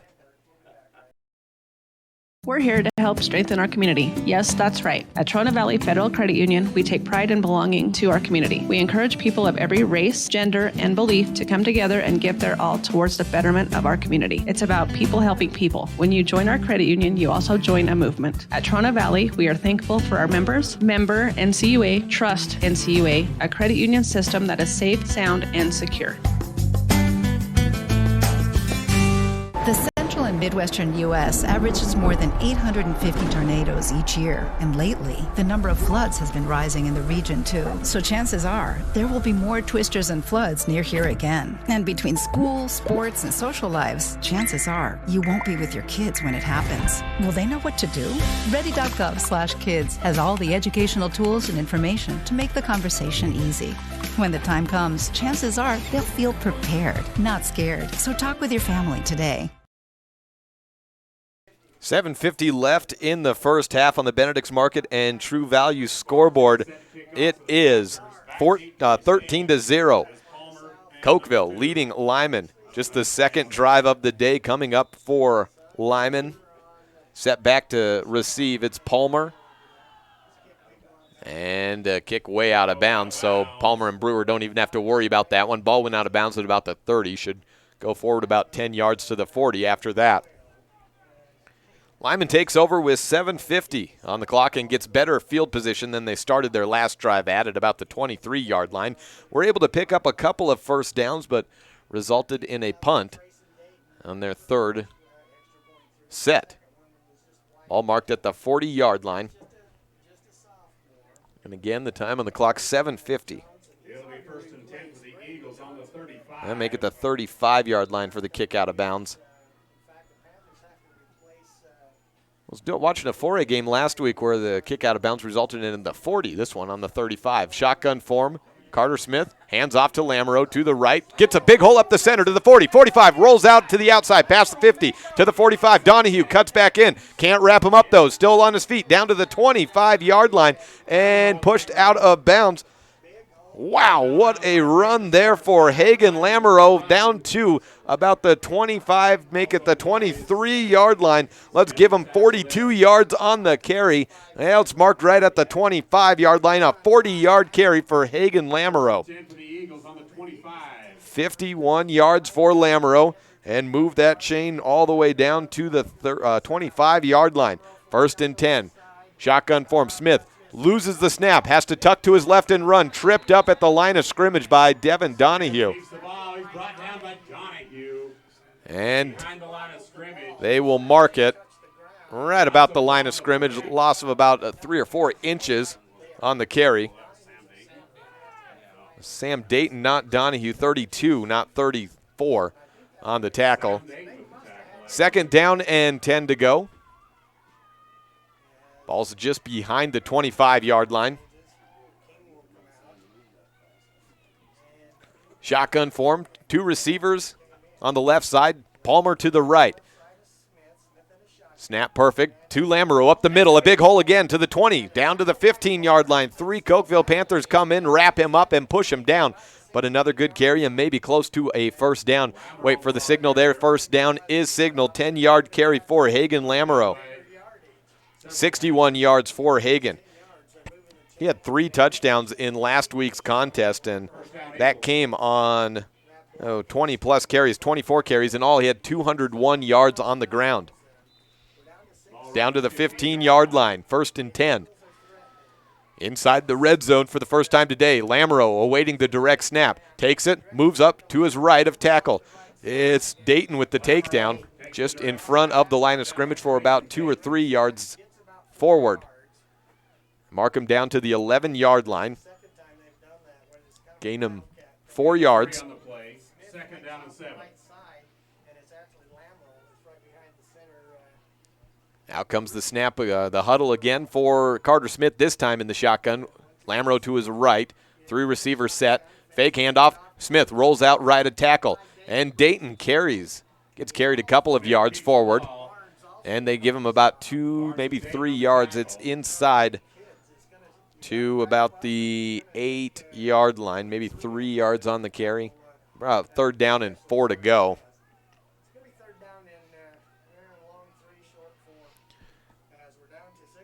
Inside the 10-yard line, ball marked on the 8.5-yard line.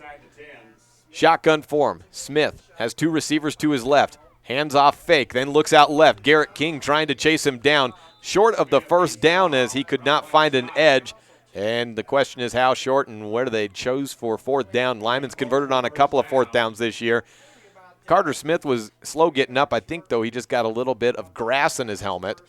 They give him 1 yard and 4th down and 3 upcoming. Ball marked at the 8. And Smith is walking out, and he was slow to get back up. Lyman does not have a kicker that they're going to trust for field goals, and they take a timeout maybe to see if they can get Smith back in. We'll take it with them right at 5 minutes left in the second quarter on a First Bank presentation of Lyman football on MyLocalRadio.com. 13 points for Cokeville, none for Lyman on the Benedict's Market and True Value scoreboard. When you have any mechanical problems, always think of Reese Auto Service in Lyman first. Doug and the mechanics at Reese Auto Service work on everything from your lawnmower and snowblower to cars, trucks, farm and ranch equipment, and semis. You can also get tires for anything you need at Reese Auto Service. Always visit Reese first. You'll get great pricing and quality-friendly service. Reese Auto Service, 541 Highway 413, Lyman. So 4th down and need to get to about the 5-yard line. It's getting awful difficult to see on that side of the field. Need about 3 yards to go at the 8-yard line. It's Lamoureux in the shotgun. No Smith out there. Lamoureux looks to throw and tosses a little Tebow pass into the end zone, picked off and returned out. Probably an unwise decision there, but an interception there for Cokeville. They'll get it inside their own 5-yard line. On the pickoff there, can't see exactly. It was number 15 there. It was Tyler Moyes with the pick. He had the touchdown and the big carry, big catch of 18 yards. And interception for Lamoureux. See if he is the quarterback going forward. So the ball is taken over at the 3-yard line. I'm not sure if Moyes was maybe right on the edge of the end zone, and that's why he had to move forward. It looked like, from my vantage point, which is not the best, that he was in the end zone and carried it out. So it ends on an INT on the 8-yard line for that drive, and now Cokeville comes out for their 3rd of the day. Ball marked on their own 3. 4:51 left in the second quarter on the Benedict's Market and True Value scoreboard.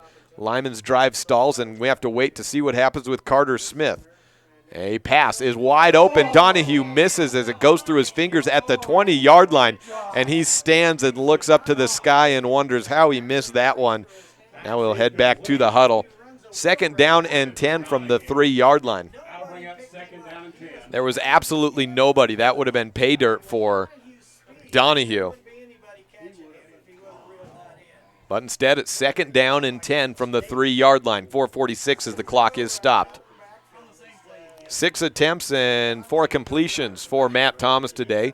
He's just a 33+% passer this season, so a great day for him. 2nd down and 10. And a timeout taken. Looks like again by Lyman. We will take it with them. Be back in 30 seconds as this is a First Bank presentation of Lyman football on mylocalradio.com. 13-0, Cokeville leads it late in the first half on the Benedict's Market and True Value scoreboard.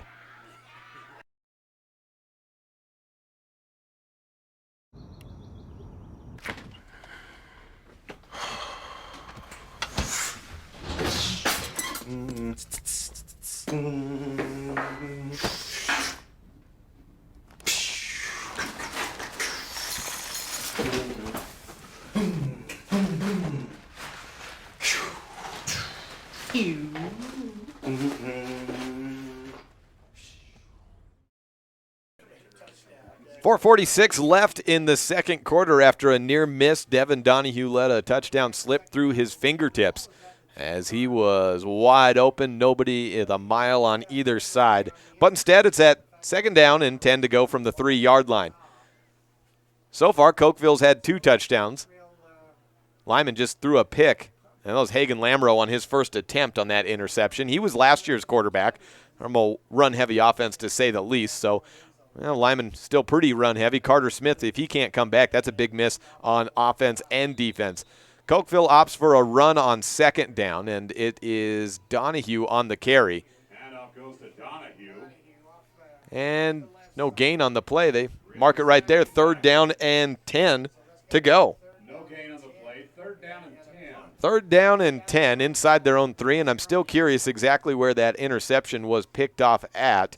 If it must have just been, I think if you ask Moyes, he'll probably say it was just past the end zone. That's why I had to run. But it looked like it was close. T formation for Thomas. And he rolls out to his left, finds a handoff to Donahue. Wide open space, 25, 35-yard line, and he may get his touchdown back. Only man on the way is Richie Brewer trying to get him there. No one. It's gone. Say so long. 97-yard touchdown for Devin Donahue. He had Alex Bradshaw tailing him and closing at about the 50-yard line, but that was it. And when he broke that tackle, he was gone. He missed the touchdown earlier with that incomplete pass. Got it back on 3rd down and 10 to go. 97-yard carry to Pater. That obviously puts him over 100 yards on the day. Only needed 3, and he had 22 coming into that. And the drive chart says 97 yards on 3 plays, but all 97 of those come on that 3rd play. Wait to see the extra point pending. 20-0 is what they're shooting for. They're going to go for it, try to make it 21-0. 2-point conversion under center. Thomas looks out to his right side. Going to throw. Tosses in the back of the end zone. Completed. If he kept it down to the ground, it was Luke Schwarting with the 2-point conversion. 3:51 left on the clock in the second quarter, and Cokeville bounces ahead farther. 21-0 on the Benedict's Market and True Value scoreboard. This is a First Bank presentation of Lyman football on mylocalradio.com.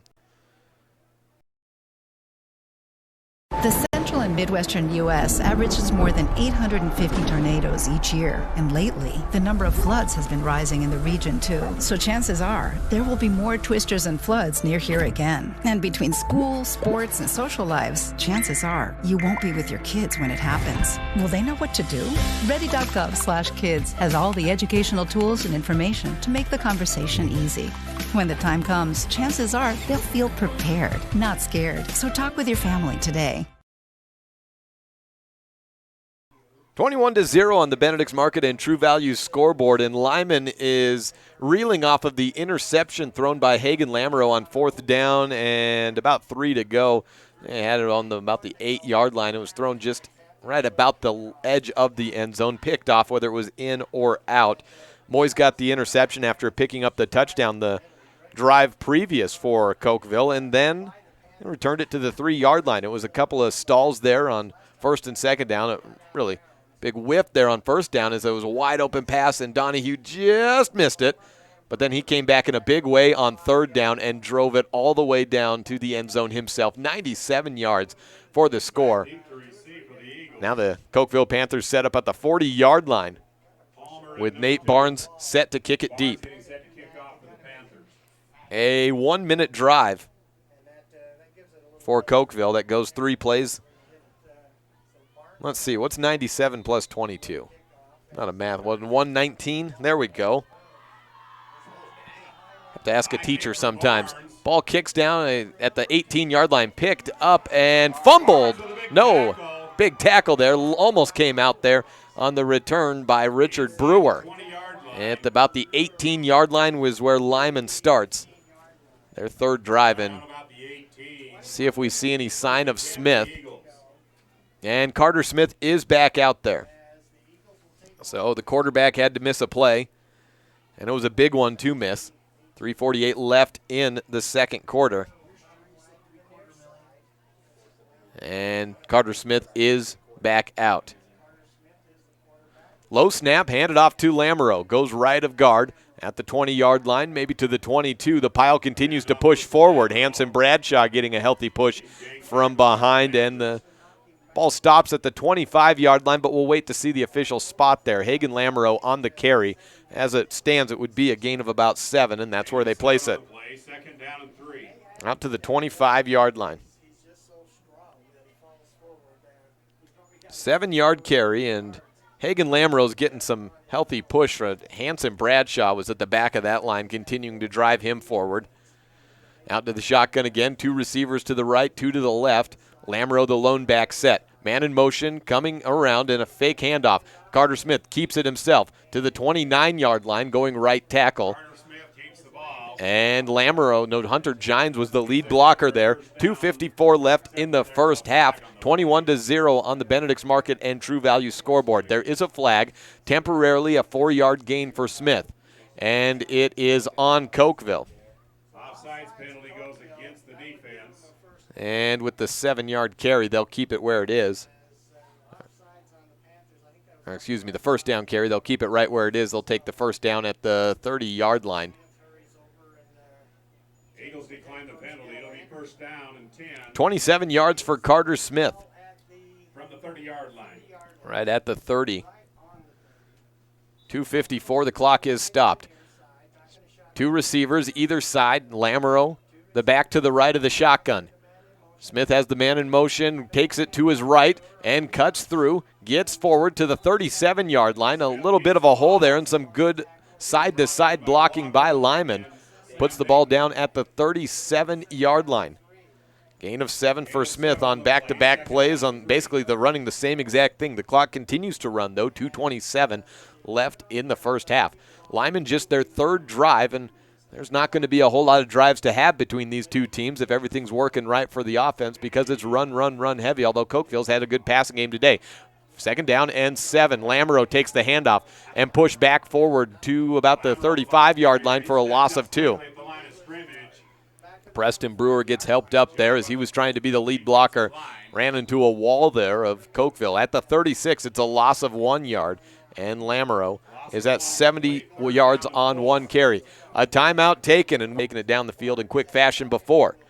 Back to last drive. So back to booted away is Brewer. And it is a punt fielded at the 20-yard line by Barnes. That's the 25 to the 30. He gets tripped up and a chunk of clay comes flying out under his cleat where he stops. There's 29 seconds left in the quarter. Out to the 33-yard line. 10 with 29 seconds left on the clock for the first half. Well, there's 29 seconds left. The ball's marked at the 34, I think at the 33-yard line for Cokeville. And not too much time to go. 29, time for a couple of plays, but the way the Cokeville offense has been passing today, you don't rule them out. 2 receivers, left side in the shotgun. Thomas back to pass, up the middle. Intended receiver was Schwarting. He had 3 men around him in Gines, Lamoureux, and Palmer, and it's overthrown and incomplete at the 45-yard line. Down to 24 seconds left. 2nd down and 10. 24 seconds left on the clock. And Cokeville takes their time. The receivers of Moyes and Donahue take their time walking back to the huddle as Thomas was down getting the play call on the near sideline. Roe Meekum checks in at defensive end for Lyman on the right side. Have Preston Brewer to the left. Shotgun form. Looked like early movement, but it's all legal. Thomas back to throw. Didn't have much time. Completed to Dayton at the 37-yard line. And give him a gain of about 6 yards on the carry, maybe 5. Down to 8 seconds left, and that may be the quarter. And 5 seconds, 4 seconds. Looks like that's the end of the quarter. And they'll leave it right there. Off to halftime. After a successful side of Cokeville, Lyman looking for answers. Being shut out on the road at the moment. It's homecoming day in Cokeville. And they're playing like they want to send their fans home with that victory. 21-0 on the Benedict's Market and True Value scoreboard. This is a First Bank presentation of Lyman football, live and online at mylocalradio.com.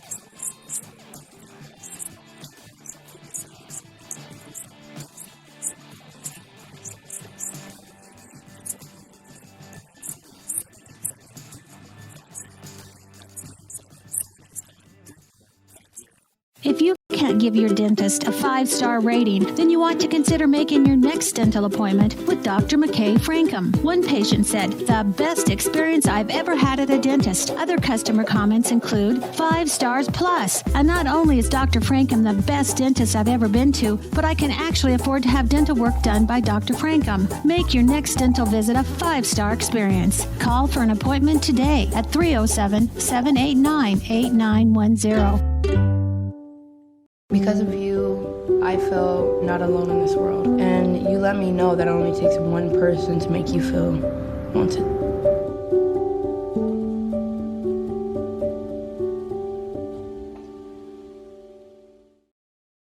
Light up your world with a custom-built LED sign from Rocky Mountain Sign in Evanston. It's a proven fact that signage that lights up creates more attention. So light it up and then add text, images, and video, and your sign becomes even more powerful. Start sharing your advertising messages and information with your customers today. The team at Rocky Mountain Sign provides all types of quality signage that is custom-built and maintained. Call today for a free quote. Rocky Mountain Sign, 307-789-5202. Rocky Mountain Sign, serving customers in Wyoming, Utah, and Idaho.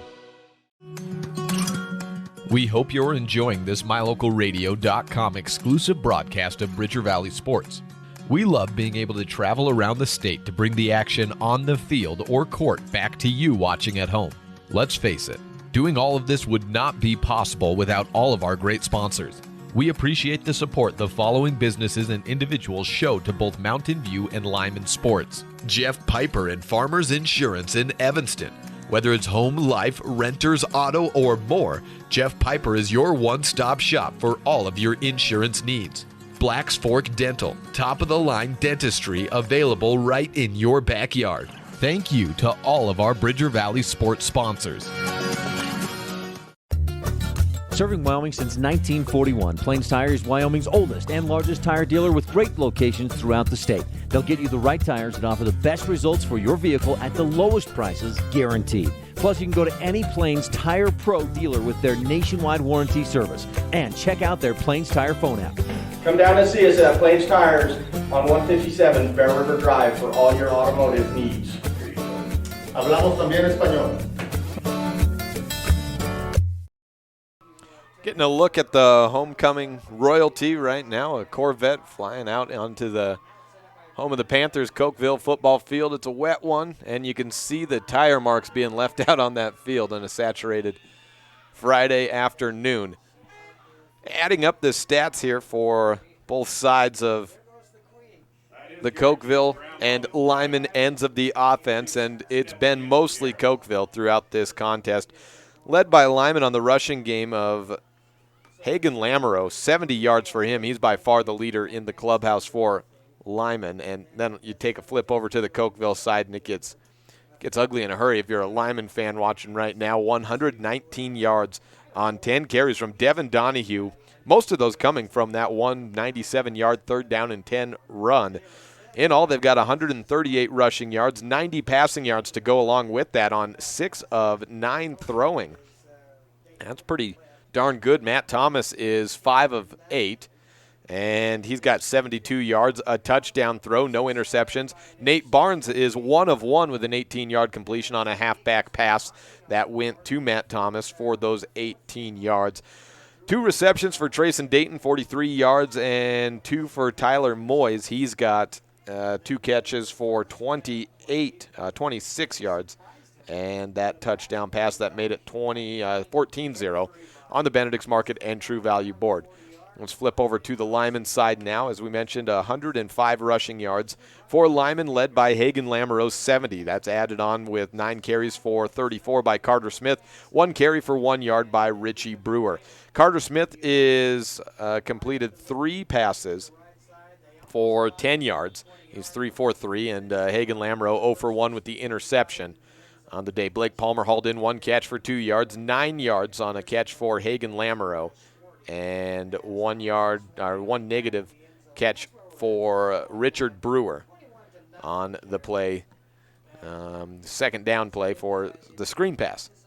That was on the latest drive there, as Lyman was trying to pick up a first down and drive down the field with about a minute to go. When they got the ball, it was at 3:45. They picked up a little bit of yardage, but then the clock got down and they tried to pick up the intensity of it. Couldn't quite get the passing game going, and it's actually a little bit of a surprise that Cokeville's been able to get the passing game going as they have today. They're not necessarily known as a passing team. Just 8 of 22 coming into the contest was Matt Thomas, and he had 122 yards in those 8 completions, 1 touchdown. He's doubled the touchdowns. He's just about doubled his completions and yardage as well, so quite the day there for Matt Thomas, being led by Coach Todd Dayton in his 40th season of coaching here at Cokeville.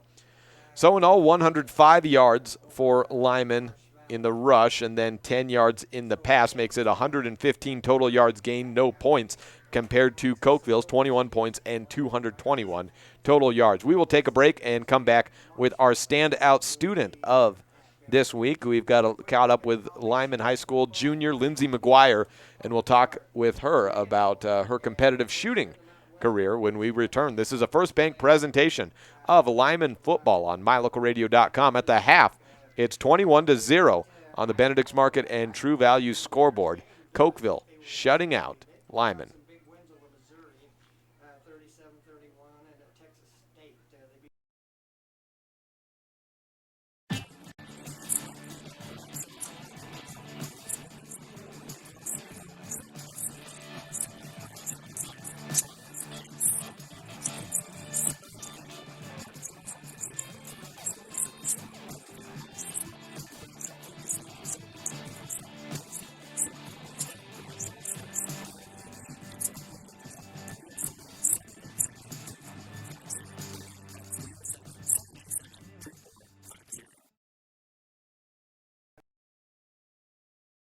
And welcome back to that Bradshaw's halftime show. As we mentioned, whether it's auto, home, glass repair, 24-hour towing, got a fitness center, that's always open as well. It's whatever you need in Lyman or the Bridger Valley as a whole. Bradshaw's can probably help. The Bradshaw's halftime show will continue now with Lyman High School student Lindsay McGuire.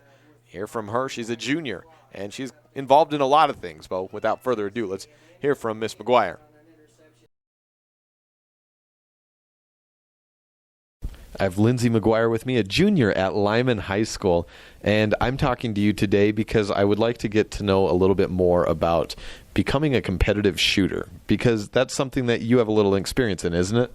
Yes. And how did you first get involved in shooting? I would imagine it's got to be a dad or a mom putting a gun on your shoulder, but tell me your background and all of that. So when I was little, my family used to go shooting a lot, and we found this 4-H club that you can go and do shooting sports for. And so I joined the club, I became president and all that fun stuff. And then I started shooting when I was 8. So I shot archery my first year, and then I shot shotgun 22 in archery this last year. And I placed for Raton, which was in the top 10 in state. And my shotgun team placed 3rd. And then I shoot like leagues in Evanston at Overthrust Gun Club. every Thursday during the summer. You said Rotund. Is that what you said? Raton. Raton. What is that? Is that a place? What is that? It's where the NRA Whittington Center is, and so it's just a huge ranch dedicated to shooting. So like they go and train a whole bunch of people. Like you can go there and do high-powered rifles, shotguns, skeet, sporting clays, and all that. I went to a school. You've probably never heard of Twin Bridges, Montana, have you? Yeah. You have? Okay. You're from Montana? Where are you from in Montana? Reed Point. Okay, I've heard of that as well. So I went to school in Twin Bridges for a time period, and there'd be some night of the week all these kids had this really cool thing called shooting sports that I never got to. I always heard about. But you got involved with that early on. Tell me a little bit about what that was for you growing up and how it developed you, maybe just it's getting a love for the sport. So it really just, I was a very shelled kid, and it just kind of ripped my shell off, and I started becoming, more confident, and now I, talk to people and stuff. But it really helped with the aspect of concentrating, and, I do better in school because I do better in sports. So the better I do in sports, the better I feel, and I just absolutely love the sport. And it's 90% mental and 10% in your head is what my mom always tells me. So you actually have to really concentrate, and I just try really hard to get a better score. But every single time you get up to so it's 25 is the highest you can get on one round, and I'll get 24s and 24s and 24s, and I've never got a 25 because that last clay, it just gets in my head. So I've noticed that I can concentrate a lot better now than I did before. You do rifle, you do shotgun, you also do archery. Do you have a favorite? Shotgun is definitely my favorite. Is that because it's got the big spray and you aim, you have to aim less? Not necessarily, because I mean it does have a pattern, but it takes a lot more concentration. Archery, I can get really close to a perfect score every time, but shotgun's really unpredictable because the clay goes in different directions at different speeds, and it's just a lot more fun to shoot, I guess. Don't mind me. I'm not a good shot. I don't do too much. So when I'm asking these questions, you feel free to be like, no, shotgun is a highly skilled sport, and that's what you're telling me, right?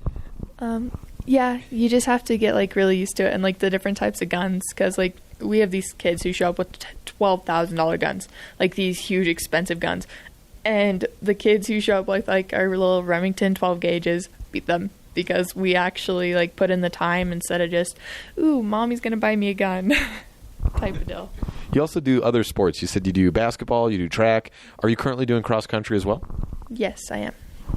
Why do you do cross country? This has always baffled me. The kids who are like, yeah, I want to go run for 5 kilometers. Why do you like it? I really like it because it's all mental, really. And it's a lot of fun because, I'm staying in shape for basketball and track. And my, coach told me I should do it because I absolutely love running.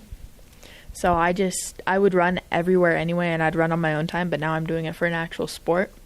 And it's just really cool because you never run the same course over and over. It's not the same court, it's not the same game. It's always you just go and you run a different course. There's different hills, and it's just really competitive. Well, I'm talking with Lindsay McGuire, junior at Lyman High School, and we've gone over some shooting, both shotgun, rifle, archery, talked a little bit about cross country. You also do basketball, and with all of that, where do you find some time for schoolwork? How is it managing the workload of all that you do and then also trying to get good grades in school? Well, I actually have a study hall. I made sure I had one in my schedule, and then I have a TA hour that I can use as a study hall and a team sports class that I just try to build it into my day, and I try to get all my work done in class because once I get home it's 10, 11 at night, and I just kind of don't have time, so I just run it through my school day and right before practice. What are your favorite subjects in school right now? U.S. history has always been my favorite because I love figuring out how everything started, and especially the colonial times. And then science, animal science is really cool, and welding. Welding, I hear a lot of people say they like welding. When did you start taking that? I started taking it my freshman year for an actual class. I took Ag 1, which you weld at the very end, but I've welded with a MIG welder before, and that was just the first time doing stick, and it's just a really different experience because it's a lot, harder. That's just a good life skill to have, too, isn't it? Yeah, it's really fun because, you can fix a whole bunch of things that other people can't. Got Lindsey McGuire, junior at Lyman High School, and we've pretty much covered it all, but I want to know, coming up, you're kind of done with your schedule for right now with shooting, but what is your practice regimen? When are you back in action with all of that? How's that going to go? So I have a ATA shoot coming up around Thanksgiving, which is going to be my last one of the season, and then I start as soon as there's enough, as long as there's not enough snow on the ground to keep us here. I go over to Evanston. I shoot all the time. I shoot Mondays and Wednesdays and Thursdays all summer long for 3 hours apiece, and I do each practice, and I just do that and work. So it's Lindsey McGuire. Thank you very much. Thank you. Toward the end of this Bradshaw's Glass Towing and Fitness halftime show, it's 21-0 on the Benedict's Market and True Value scoreboard. And there's 2 minutes left on the clock as it's about 10 minutes, 12 minutes on the halftime schedule, something like that. Well, Cokeville was a little bit late coming out of the huddle, and as you see in football, you get teams that come out a little late. They put a few more minutes out there to get warmed up. Well, it's a little bit of sunshine. I would not call it warm outside, but it is a little warmer than at the start of the kickoff. The rain, pouring rain, has subsided to maybe a little sprinkle here and there. It's still definitely wet down there, but it is a little bit different. It's going to be a brisk one throughout. We're up to, I think, we upgraded from 42 and showers to, as of the most recent check, 42 and cloudy. So certainly it just feels a little bit warmer. The sun is almost creeping through here on a homecoming afternoon. Lyman's homecoming will be in a couple of weeks from now. And when we come back, it'll be the third quarter Lyman ball. When we return, this is a First Bank presentation of Lyman football on mylocalradio.com here on the Bradshaw's halftime show.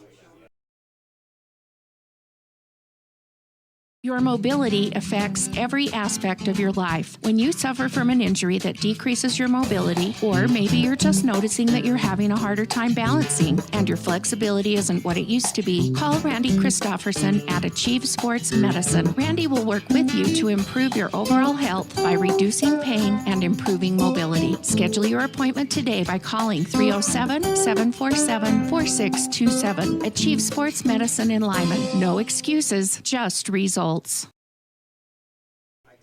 Back here toward the end of the Bradshaw's halftime show, 21-0 on the Benedict's Market and True Value scoreboard as the opening kickoff.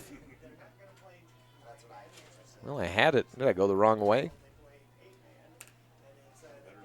Let's see here. No, Cokeville got the opening kick. Now, why would that be? Now, why does Cokeville receive two halves in a row? Lyman kicked off the first half. But they have their choice. They have their choice. They deferred. So they don't get it for either half? No, that's what they chose. Really? Huh. I mean, when you defer, doesn't that normally mean you get it in the second half? You would think unless they can hear. Lyman is kicking off, but they kicked off to start the game. That's a miss by the referees. So Lyman is not going to get the ball. You can go. Lyman getting set to kick off for the second half. They kicked off. I've got it right here. Cokeville's first drive was at 11:52 in the start of the game. So Lyman kicks off for two halves today. At the 25-yard line, it's fielded to the 35, the 37-yard line. Donahue gets out. Now, that's probably a mistake that will not be corrected now unless there's something sort of explanation for why a team has to kick off for two halves in a row. First and 10. It doesn't matter. If you defer to kick off, then you get it the next half. That's the whole.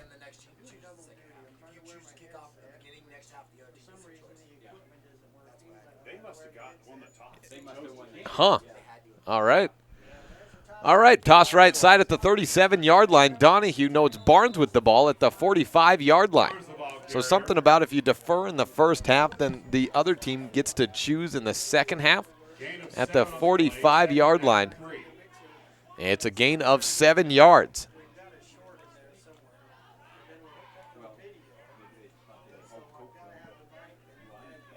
And ball's at the 45. Not quite satisfied by that explanation. I've never seen that happen at any level of football. Thomas to the left side. He hands off to Donahue. Spun back and brought down for about a no gain. Hagan Lamoureux drove him back about 7 yards, but forward progress will mark him back up to the third down yard marker at 45-yard line. So 3rd down and 3 on the no gain. 12th carry of the day for Donahue.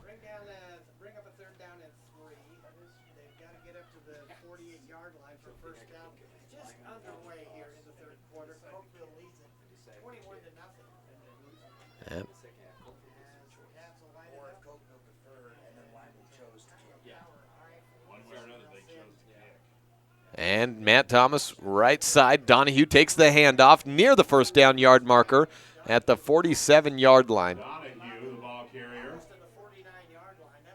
So what I'm hearing is that something along the lines of that Cokeville could have won the toss and deferred their choice. Lyman would have then chose to kick, and then the Cokeville would have got it in the second half. All right, so that's I've never seen that happen, but maybe a misinterpretation of the rules by somebody, one of the captains out there, led to that decision. So Cokeville gets both kickoffs and a 1st down yard gain by Donahue there as he picks up 4 yards. 130 for Donahue. Ball at the 48-yard line. Roll back to the left side, looking to throw. Thomas heaves it down and has a man caught at the 38-yard line. It's completed to Trayson Dayton at the 13-yard gain, make it a 12-yard gain down to the 39-yard line. Wow. Spot goes right on the 39-yard line. 3rd catch today for Trayson Dayton. And 55 yards on those catches. And Matt Thomas with his 7th completion. Well, his 6th, the team's 7th of the day. 84 yards on those completions. Roll back. Thomas looking to throw again on 1st down. Has a man in Schwarting at the 32-yard line. Beats his defender, then wrapped up by Braxton Saby at the 21-yard line. Another gain there for Cokeville. And down at about the 39 and down to the 23-yard line they go. Give them 17 more yards on the completion. 111 yards for Thomas. Shorting with his 1st catch of the day. 1st down and 10. Ball marked at, say, the 22.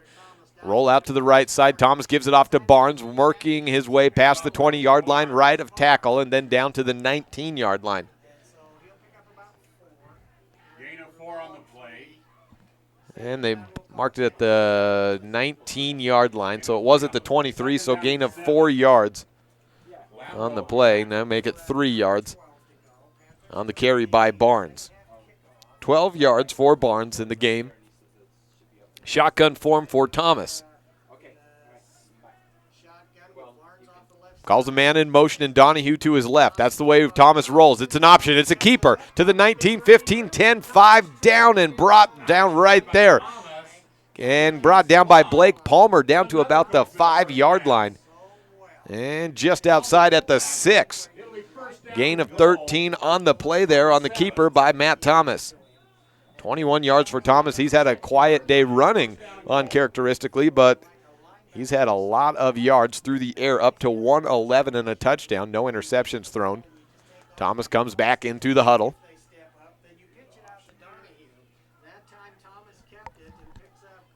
And the huddle breaks for Cokeville. He had Dayton from his right side go to his motion to the left, and that set up an option left, and Thomas was not given much respect as a runner, and he went up the middle. Now back to throw. 1st down and 10. Shakes off one defender. Out to the corner. It's Schwarting. Just over his hands the ball goes. And it's 2nd down and goal from the 6-yard line on the incompletion. 111. yards for Thomas through the air. Second down and goal at the 6-yard line. Cokeville pitching a shutout on the Benedict's Market and True Value scoreboard. Time on the clock, 8:17.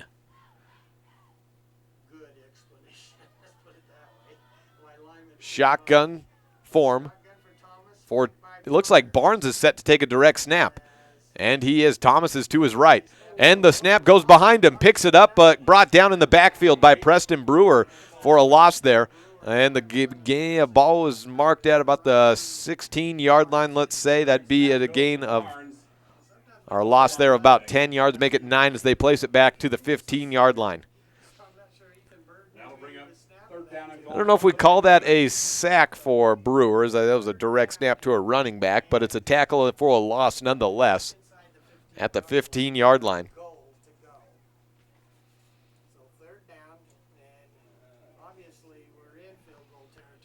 Shotgun form again. Donahue to the right of Thomas. He looks back to throw, has 3 receivers to his right, and just in front of Trayson Dayton at the 10-yard line, the ball goes incomplete. And we have 4th down and goal from the 15-yard line. 7:31, and see what they do here. Ball's marked at the 15-yard line. There's no first downs to pick up. It's either end zone or turnover on downs. Thomas is back in, so that signals that they are going for it.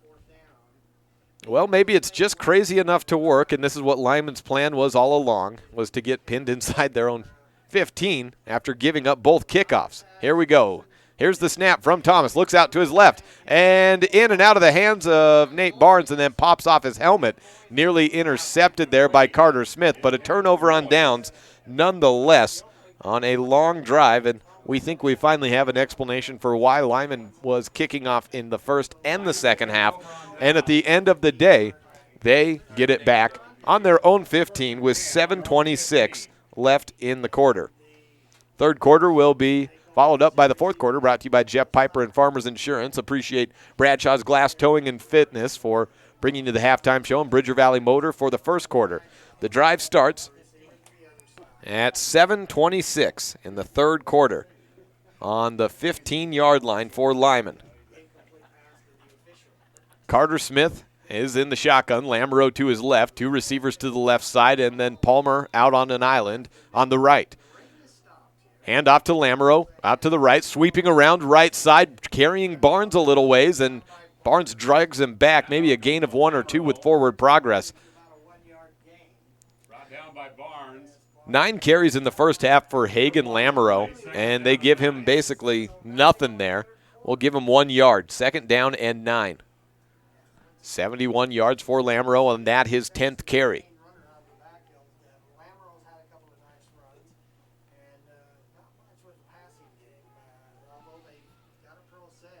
Four receiver set, shotgun form, 2 either side, low snap, handed off to Lamoureux. No, it's kept, and that did not fool Cokeville as much as it fooled me. He's brought down in the backfield there. Matt Thomas with the takedown for a loss of at least 1, maybe 1.5. 3rd down and 11 to go on the no gain and loss for Carter Smith. And Lyman down 21-0 on the Benedict's Market and True Value scoreboard. Again, looking at 3rd and long right down the barrel. Blake Palmer into the huddle for Lyman. 6:16 and counting down in the third quarter. Ball plays just shy of the 15-yard line. Shotgun formation for Smith. He takes the snap, rolls out to his right side. Has a little bit of time, then brought down by King as he came out of nowhere. Garrett King for the sack, and that's 4th down inside the 10, and that does not leave much room on the loss there to get the play out on the punt. And it's marked at the, let's say, the 9-yard line there. A loss of 7 on the sack.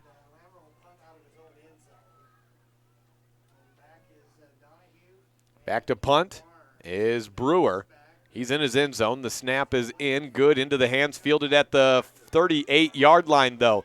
Barnes with a lot of room to his right, switching the field to the 30, 25, 20, tries to juke over Hagen Lamoureux and brought down at the 15-yard line. So Cokeville will take over after they got a turnover on downs at the 15-yard line. That's about how far they have to go. It's exactly where the ball is placed.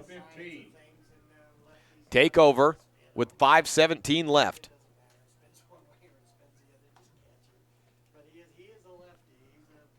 That in the third quarter. Right back to the 15 where they had it not that long ago. T formation. Thomas to his right. Hands off to Barnes. Straight up the middle. 5. And at the goal line, he barrels his way in. Is upended. Blake Palmer brought him down close to the end zone. Appears to be just a bit shy.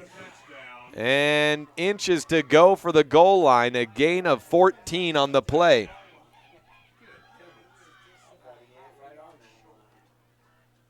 At the 1/2 of a yard line, 5:03, and ticking down to 5 minutes as Cokeville comes back out on the goal line.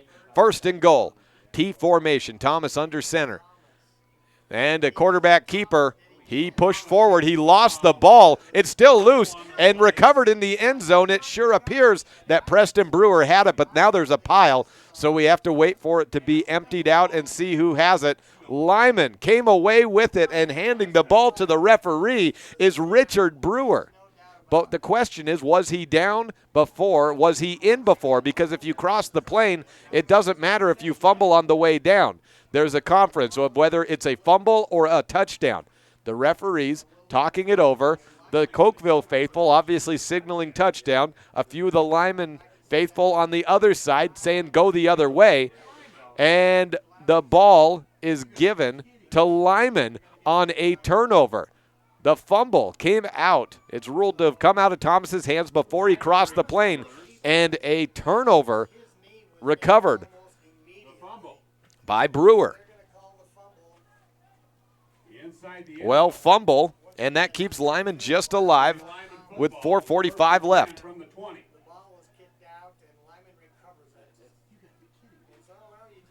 At the 20-yard line, now Lyman gets a little bit more. About 5 yards past to where they had to punt it away. Time on the clock, 4:45. It's the 5th drive for Lyman is all. Shotgun form for Smith. He rolls out to his right side, keeping it himself, tries to stiff arm a man and get back to the initial line of scrimmage. He may have done that, but that would have been it. Landon Walker with the takedown and a loss of 2 on the carry. And the last 3 carries for Smith have been losses. One of those a sack, of course.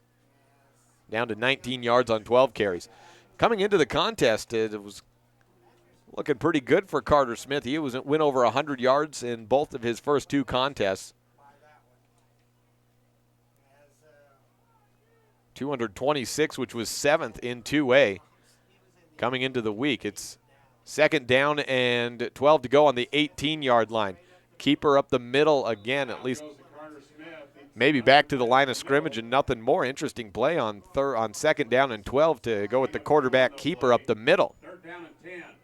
Gets back to the initial line of scrimmage to the 20, but that's it.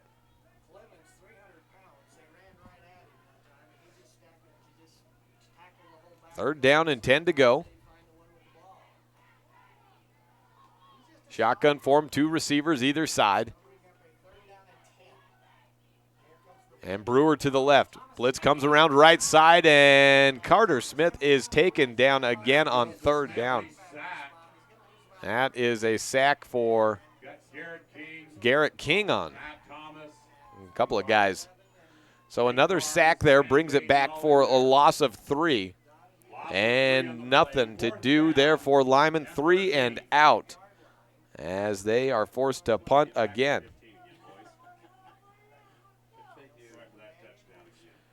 And the 2 receivers, Donahue and Barnes, back at about the 45-yard line, fielded at the 47 by Barnes. Breaks through 1 tackle at the point of contact and out to the 41-yard line.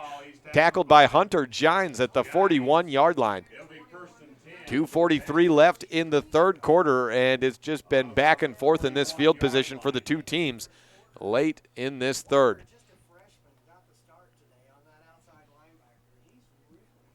Ball marked at the 41-yard line. And both teams into the huddle, and Lyman's out there with their 5-3 defensive front. Had Hunter Gines back this week. He's currently playing as a defensive end on that outside. Left side, it's Brewer.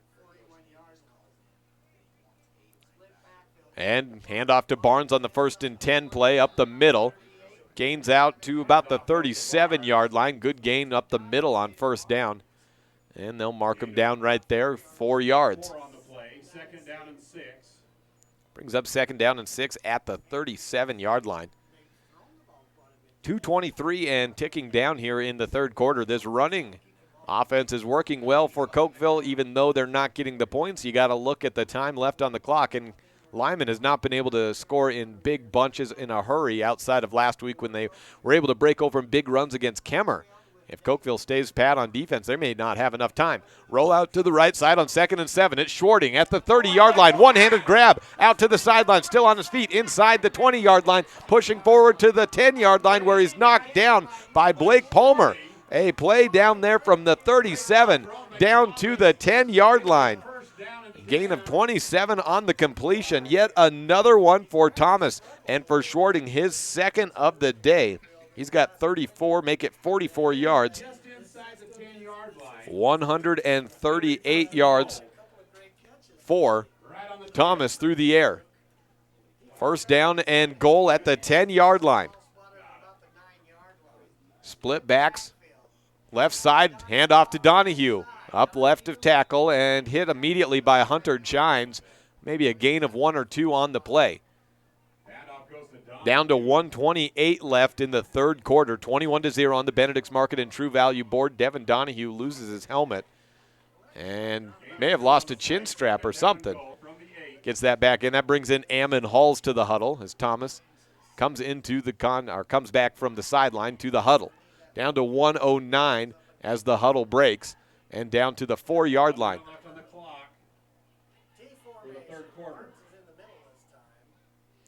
Handoff right side to Moyes, and he's close in. He brings it inside the 5-yard line. He'll be stopped a little bit shy there. Ball marked at the 4, it looks like. Third down and goal from the 4.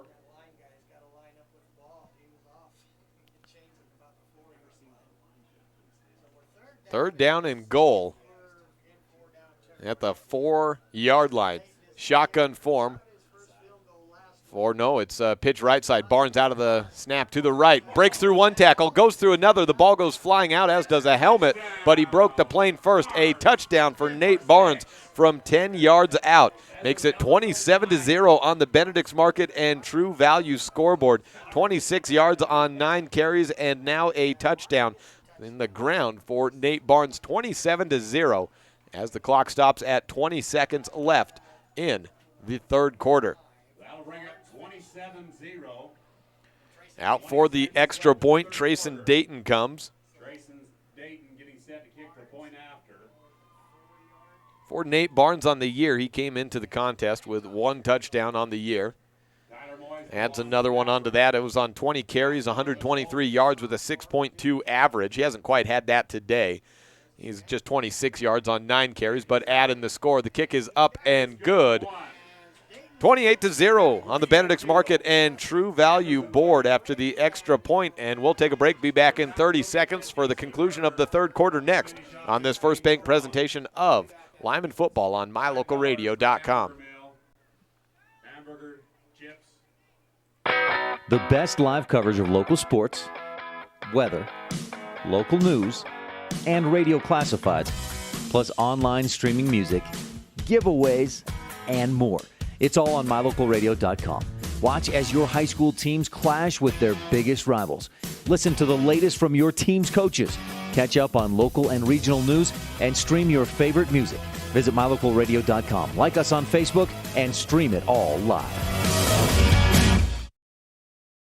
Touchdown drive there as we close out this third quarter. Final 20 seconds of it. 28-0 on the Benedict's Market and True Value board.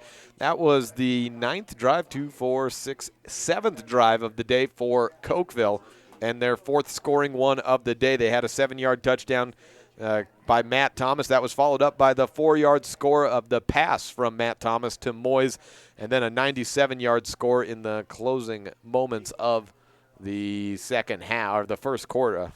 One more time. The second quarter, closing of the first half by Donahue. This is the first score of the second half. Comes with just 20 seconds left. Upcoming, we'll have the Jeff Piper and Farmers Insurance fourth quarter set off to kick from left to right. Cokeville in the black, Lyman in the white jerseys. And kicks off to Palmer. One hop into the hands of Palmer at the 10-yard line, moving to his right. Trying to find a hole, cuts back in, past Donahue, spins around, breaks through one tackle, now reverses the field, but gets stuck up at the 25-yard line where he stalls. 25-yard line with 10 seconds to go left in the third quarter. Probably time for one play here for Lyman before the fourth.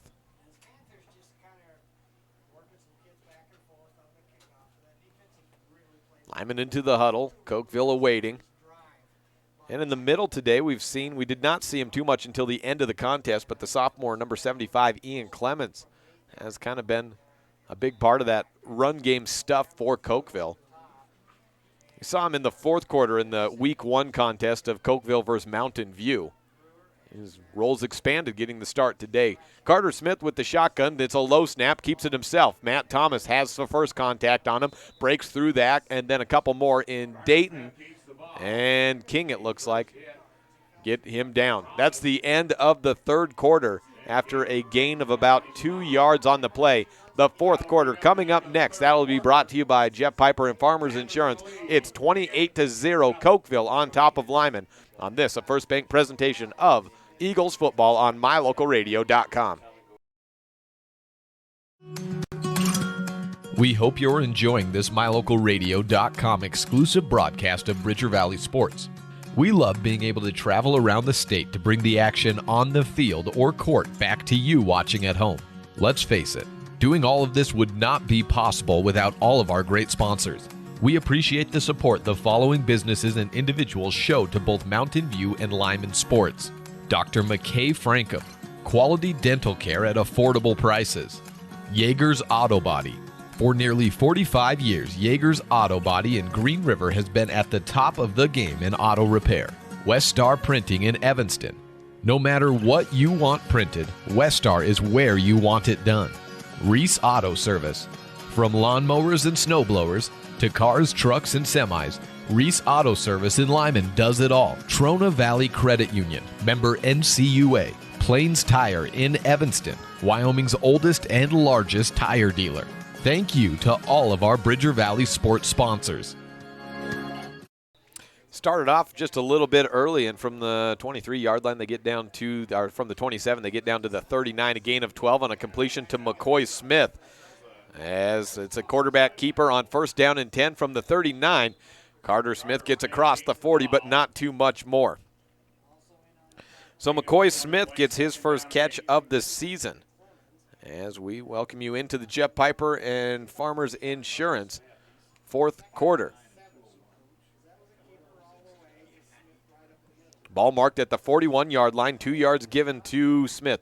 Shotgun form, and Lamoureux behind him. 4 receivers, 1 out in the flats, completed to Preston Brewer. And another helmet comes off as Brewer stiff arms his man out to the 46-yard line. Had about 3 Cokeville helmets come off in the last couple of minutes. It was Schwarting that had his helmet come off a little bit. Out to gain about 7, maybe about 5 yards there. And 46-yard line. Need to get to just shy of the 50 to the 49. Completion to Palmer at the line of scrimmage. He gets those 3 needed and 2 more. And a play there out to the 48-yard line.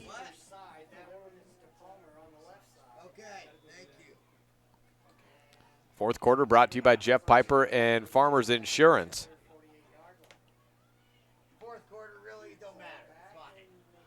Shotgun form, look out to the left side, another completion to Dale at the 45-yard line, brought into the 43. About 5 more yards for Carter Smith, getting it 5 yards at a time. 37 yards. And 12 yards on 3 catches for Blake Palmer. Ball marked on the 44-yard line. 2nd down and 6 to go. Screen pass again, completed to Smith. He gets it at the line of scrimmage, breaks through the second level, out to the 35 and to the 33. He broke a little leg tackle out to the 33-yard line. And give him another first down there. Ball marked at the 32.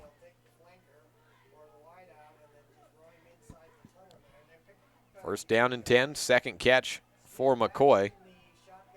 24 yards on a pair of catches. Smith gives the handoff to Lamoureux, and he gets inside the 30-yard line to the 27. Gain of 5 yards on the carry by Lamoureux.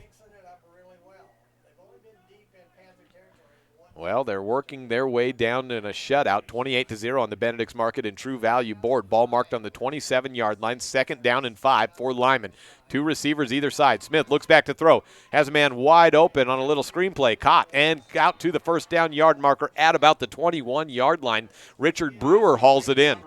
He makes it to the 20, and they'll give him 7 yards on the completion, as Carter Smith has it working in the short game. I'm not sure if they'll try to go too much longer, but for now, that is working just fine.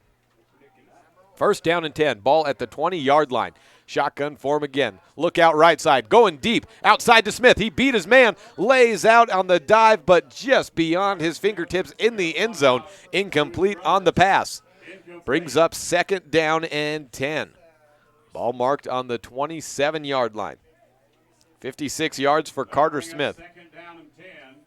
And I said the 27. It's right on the 21-yard line. They're right on the 21-yard line. 2nd and 10. It's Lamoureux with the direct snap. It's low. Lowers his head, gets past right of tackle, out to the 20-yard line for a gain of 1, but Matt Thomas brings him down. 77 yards for Lamoureux on 12 carries. 3rd down and 9 to go at the 20-yard line. 8:45 left in the Jeff Piper and Farmers Insurance 4th quarter. That's Jeff Piper serving the Bridger Valley and all of southwest Wyoming out of Evanston.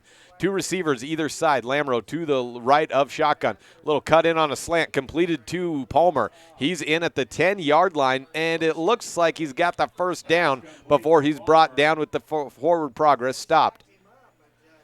And he goes down, first down signaled.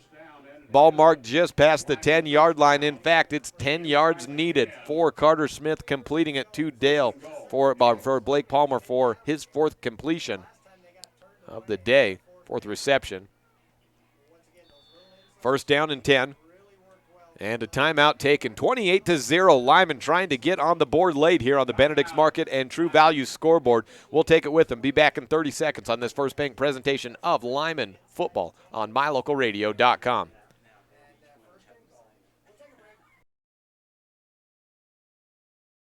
Making an informed decision when you choose coverage for you, your family, and your home is one of the most important decisions you'll ever make. Jeff Piper, Farmers Insurance agent in Evanston, is here to help you get the coverage that is right for you at the best value. Find out how much you can save each month when you combine home, auto, and life insurance. Call Jeff Piper with Farmers Insurance at 307-789-5489 or stop in at 341 Front Street in Evanston. Jeff Piper, Farmers Insurance.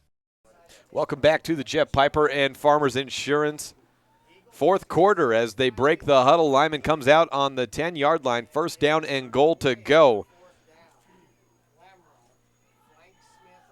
Lamoureux's to the right of Smith. 4 receiver shotgun set. Low snap, roll out to the right. Looking for options. Deep down for McCoy. Smith overthrows him in the far pylon. 2nd down and 10 upcoming.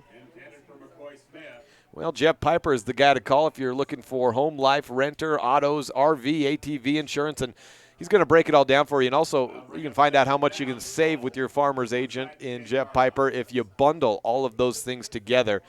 He's there at 307-789-5489. That's the number to call. Jeff Piper in Evanston, serving the Bridger Valley and beyond for Farmers Insurance. At the 10-yard line, it's 2nd down and goal.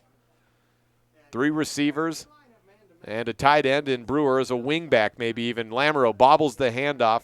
And no, it was kept by Brewer. It was a double handoff from Lamoureux to Brewer, and he runs into the end zone. Fooled me, and I only know that because I've seen them run that a couple of times a few weeks back against Pinedale. The double handoff from Smith to Lamoureux, then to Brewer. Caught everyone up as he goes up the left side for a 10-yard score through the end zone. First carry of the day for Preston Brewer is a 10-yard touchdown, and it puts Lyman on the board for the first time today, 28-6 with the 2-point attempt upcoming. It's Lamoureux in the shotgun, and he takes a low snap, rolls to his right side, trying to get those 2 yards needed. Spins around. It's going to be close, but no, stopped short. 28-6 the score on the Benedict's Market and True Value board in the Jeff Piper and Farmers Insurance fourth quarter. 8:03 to go left in the game. Kickoff when we come back. The best place to stay when you're in Casper, Wyoming is the Come On In Hotel and Suites. This beautiful log hotel offers 5 hot tubs, 1 pool, a fitness center, and fabulous indoor atrium. Offering jacuzzi and fireplace suites, the guest rooms are comfortable and relaxing. Plus, every stay includes a delicious extended continental breakfast. Whenever you're in Casper, stay at the best place. Come On In Hotel and Suites. Come on in today. Come On In Hotel and Suites, Casper.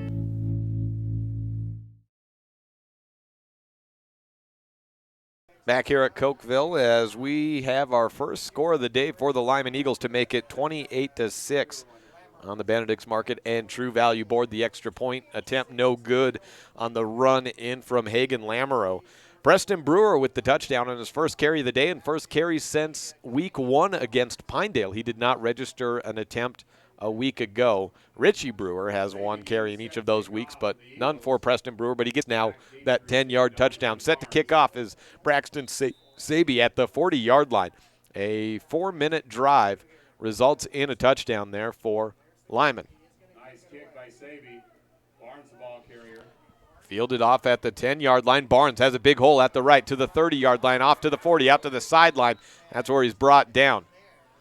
On the tackle, Preston Brewer. The guy who got the touchdown brings him down. A 60, make it a 75-yard touchdown in 4:17 time of possession for Lyman. Ball placed at the 40 to start the drive here in the fourth quarter, brought to you by Jeff Piper and Farmers Insurance. 7:55 left to go.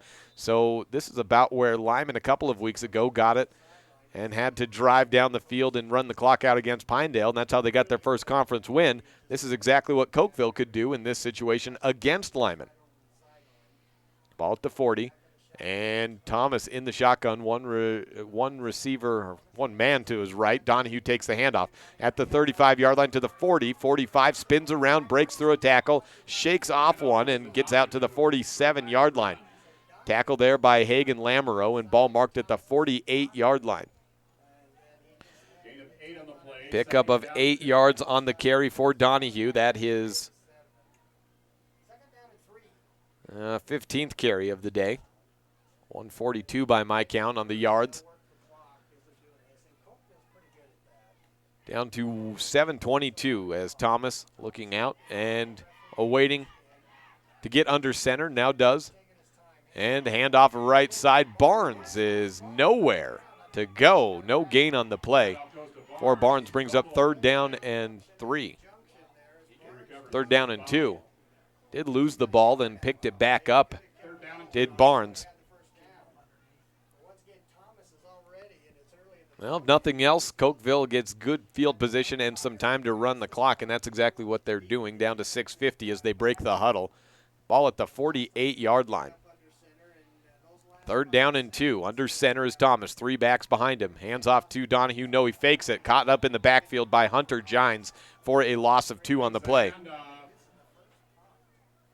19 yards for Thomas, and that brings up 4th down and about 4 yards to go. See if they try to go for it here, but up 3 touchdowns. Maybe you take that punt here, and at the moment, Lyman's showing that they're ready to defend. Now Palmer takes a few steps back in anticipation of a punt. And it's Devin Donahue holding on. And at about the 34-yard line, set to punt. Looks like he might have gotten shaken up, or maybe he was just readjusting a flak jacket. High snap, picks it up, punts it away, and it's not going to be fielded by anyone. It was touched by Lamoureux. He has to dive down on it. Lamoureux had the football hit him at the 35-yard line. It bounced forward to about the 36 where he picks it up. And Lyman gets away with one there.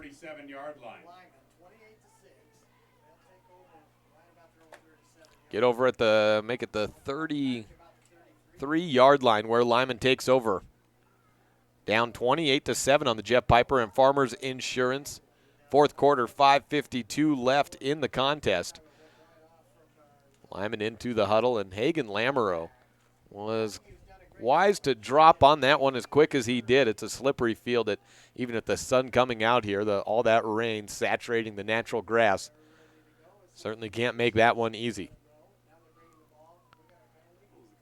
A move forward to the 37-yard line, clearly a 5-yard penalty of some sort or something, or maybe it was just the ball was dead at where it was touched or something like that. I don't know. First down and 10 at the 37-yard line, though, and it's a shotgun form, 4 receivers. Look out to the left for Smith. Now to the right, goes through his progressions, overthrows Smith, and over the back shoulder. It was nearly an interception attempt for Luke Schwarting. Second down and 10 at the 37-yard line. No good on the attempt by Carter Smith. He's had a few incompletions today, but not much. He's mostly thrown and completed, as has Matt Thomas, his quarterbacking counterpart for Cokeville. Second down and 10, pistol form and a keeper. Smith gets a little push from Lamoureux. Being tugged on in the jersey, is carrying a man down the field as he gets about 4 or 5 yards on the carry out to the left side past the 40-yard line. And they'll mark it down at the 43. Brings up third down and about 5 yards to go.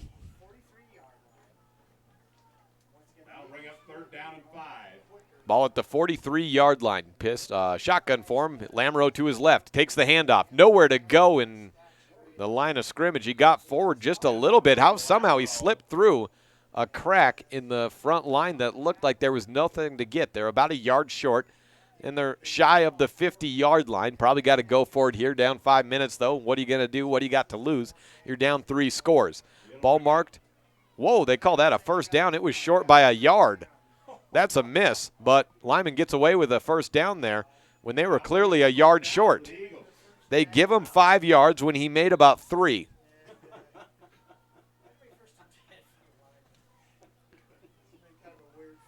Shotgun form, and the ball at the 47-yard line. Smith has a man open in Brewer. Single coverage. No, he overthrew it, and Donahue picks it off at the 37, make it the 33-yard line. He was open. Brewer was wide open, but he overthrew him.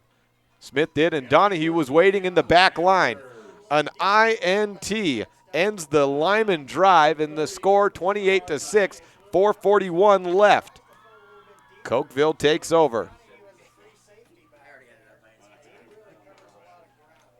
Well, now mark the ball at the 31-yard line.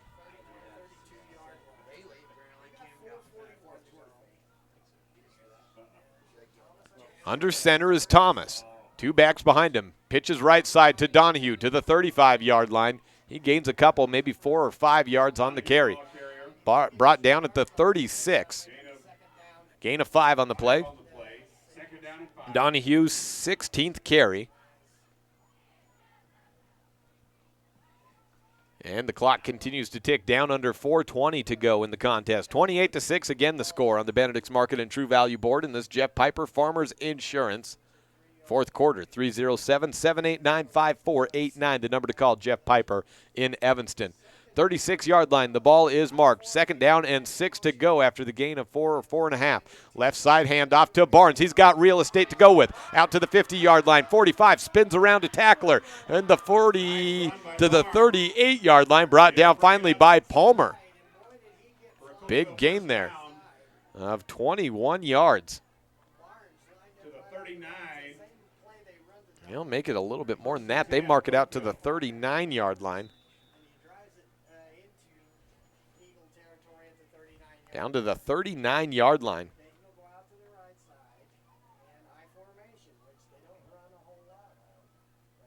First down and 10, handoff to Donahue, and he gets back to the line of scrimmage and no further.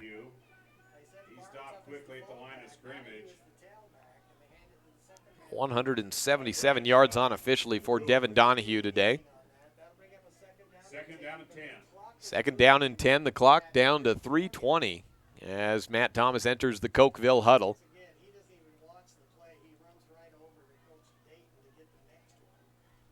5-man front for Lyman, 3 linebackers, 3 in the secondary, loaded up box. And a handoff to Barnes out to the 38-yard line, brings up 3rd down and 9. 27 yards for Nate Barnes. Jeff Piper and Farmers Insurance bringing you the 4th quarter. We will be back in action at our broadcast on Tuesday. Mountain View versus Lyman volleyball. Don't forget to tune in at 7 o'clock for that contest, the volleyball. Online at mylocalradio.com. 2:37 on 3rd down and 9. 2:35 and 3rd down and 9.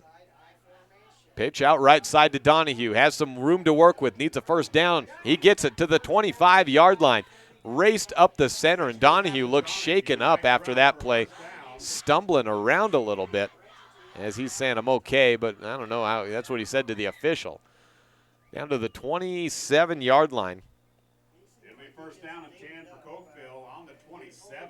And he's out for a gain of 12 yards on the play. Donahue does stay in. 189 yards for Donahue. I formation. Under center, man in motion to the left is Dayton. Thomas pitches left. Has a couple of lead blockers as Barnes takes it at the 30 to the 27-yard line, brought down by Hagan Lamoureux and marked at the 26-yard line.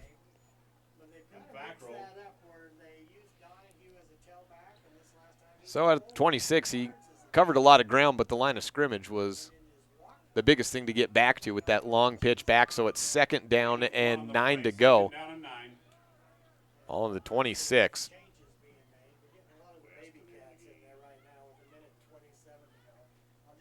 28 yards for Barnes. New quarterback in is Landon Walker. A couple new running backs as well. Down to 1:15 left. Walker takes it, hands it off out right side. Nowhere to go there. And the handoff to number 22, Wyatt Mackey. Mackey gets down to the 26-yard line.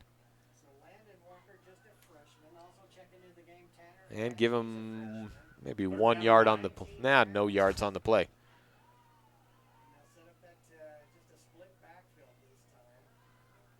Pro form here with a man to the right side and roll back for Walker, looking to throw. Breaks through one tackle. Would-be sacker overthrows his intended receiver of Tanner Hatch at about the 1st down marker. And 39 seconds. The clock stops. It's 4th down and 9 for Cokeville. 28-6 on the Benedict's Market and True Value scoreboard. Cokeville will advance on to 2-1 on the season. Lyman will take its first loss. Luckily for them, it's their first loss of the year. That does not count as well because it's out of conference. Next week, Lyman is at Lovell for a big conference game, 2-0 on the season, looking to try and slow down that powerful Lovell offense that's been gaining yards at a clip nobody else in 2A has as of yet. 4th down and 9 to go, 39 seconds left, and Walker under center to go for it here for Cokeville. Handoff left side and stopped off well short on the carry there is Mackey, but he does get a couple of yards. A turnover on down stops the clock at 33 seconds. And he got out to the 23-yard line for a gain of 3. That brings out Lyman for one last try.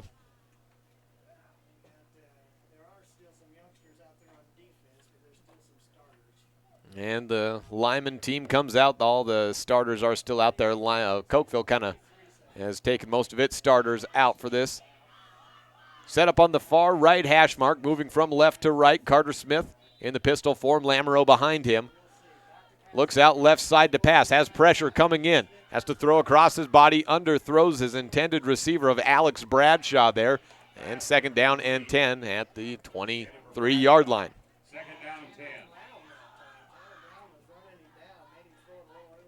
33 seconds left. And they got that drive, now down to 28. And a timeout taken by Lyman. We'll take one as well. Fourth quarter action brought to you by Jeff Piper and Farmers Insurance on this First Bank presentation of Lyman football on mylocalradio.com. No matter what you need to have printed, Westar Printing is the place you want to have it done. Calendars, letterhead, envelopes, brochures, books, posters, vinyl banners, business forms, announcements, wedding invitations, and business cards are just a few examples. You can also have your favorite family photos printed on canvas or placed into a personalized family photo calendar. You will want to do business with Westar Printing. Stop in today. Westar Printing, 243 7th Street in Evanston.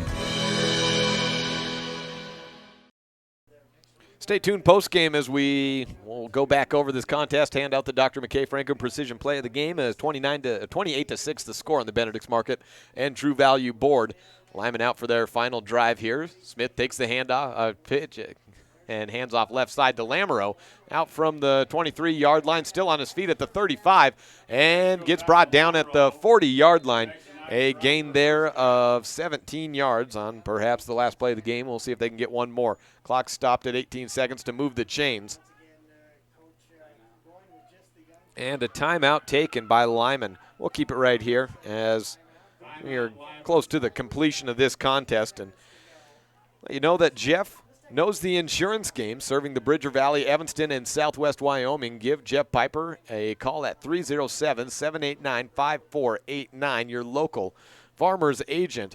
As I said, we'll hand out that Dr. McKay Franklin Precision Play of the game for Lyman at the post-game performance here. There's been one touchdown drive for Lyman and limited drives today. They've been the team that's really been holding their opponents off the field for large chunks in the first few weeks of the season, but it was reversed around today. Cokeville really controlled the tempo and ranked number 3 in 1A. They've stood up to the task of that and will advance on to get over 500 by a game and see where they can move from there. They have a conference matchup next week at Shoshone.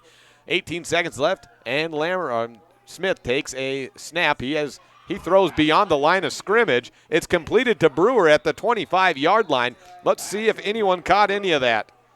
I don't think so. From the 39 down, they're going to let that one play, and even though he was 2 yards past the line of scrimmage, give it a completion to Brewer. Down to the 26-yard line, it's a gain of 35 for Carter Smith. And 8 seconds left. We have a snap, and everyone stopped playing. Now Smith is running, and Coach Dayton's out in the field pointing at one of the referees. Dale is saying touchdown for Lamoureux, or for Smith, and they're signaling touchdown. Are the referees saying touchdown? I don't think so. What a strange course of events we just had there.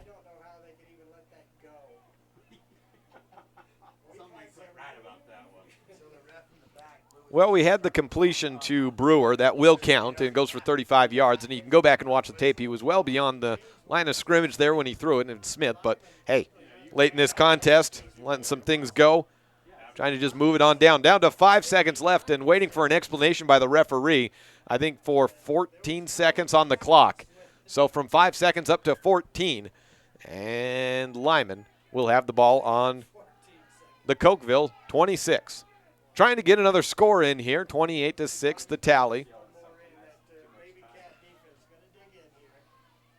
Smith in the shotgun, Lamoureux to his right. 2 receivers either side of the tackles. And the snap comes in. Smith back to throw. Out to the outside. Yes, McCoy Smith caught in the end zone. Hit hard, but he held onto it.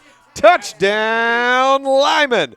McCoy Smith coming in and grabbing the ball. Hit hard in the end zone, but with 6 seconds left, he scores to make it 28-12 on the Benedict's Market and True Value board. Well, it won't matter in the final standings, but a nice play by that freshman. Not a big guy out there and covered well. He got the space, held on, and took a hit. Getting celebration out in as he goes to the sideline as well. 2-point conversion attempted and no good. Smith stopped short. 28-12 on the Benedict's Market and True Value scoreboard. A 26-yard connection from Carter Smith to McCoy. And we'll take the break and return on this First Bank presentation of Lyman football on mylocalradio.com. Bye-bye. Hi. Hoping for a crisp breeze to help keep you alert. Oh, he took a sip of water too. That'll probably help. You were probably going to turn down the radio too, so you could focus, right?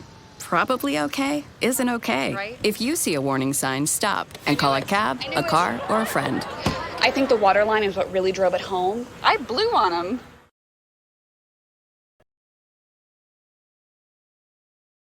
Back here in the closing seconds of this contest, Lyman set to kick off against Cokeville. 28-12 the score on the Benedict's Market and True Value board. Still a full 2-touchdown game, but a 26-yard connection from Carter Smith to McCoy Smith into the end zone. His third reception of the day was a touchdown.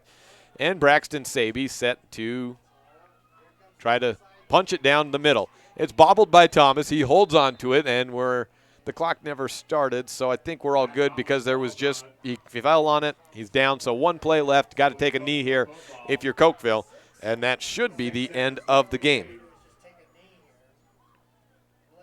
Big throwing day here for both sides on the quarterback for teams not necessarily known for their throwing.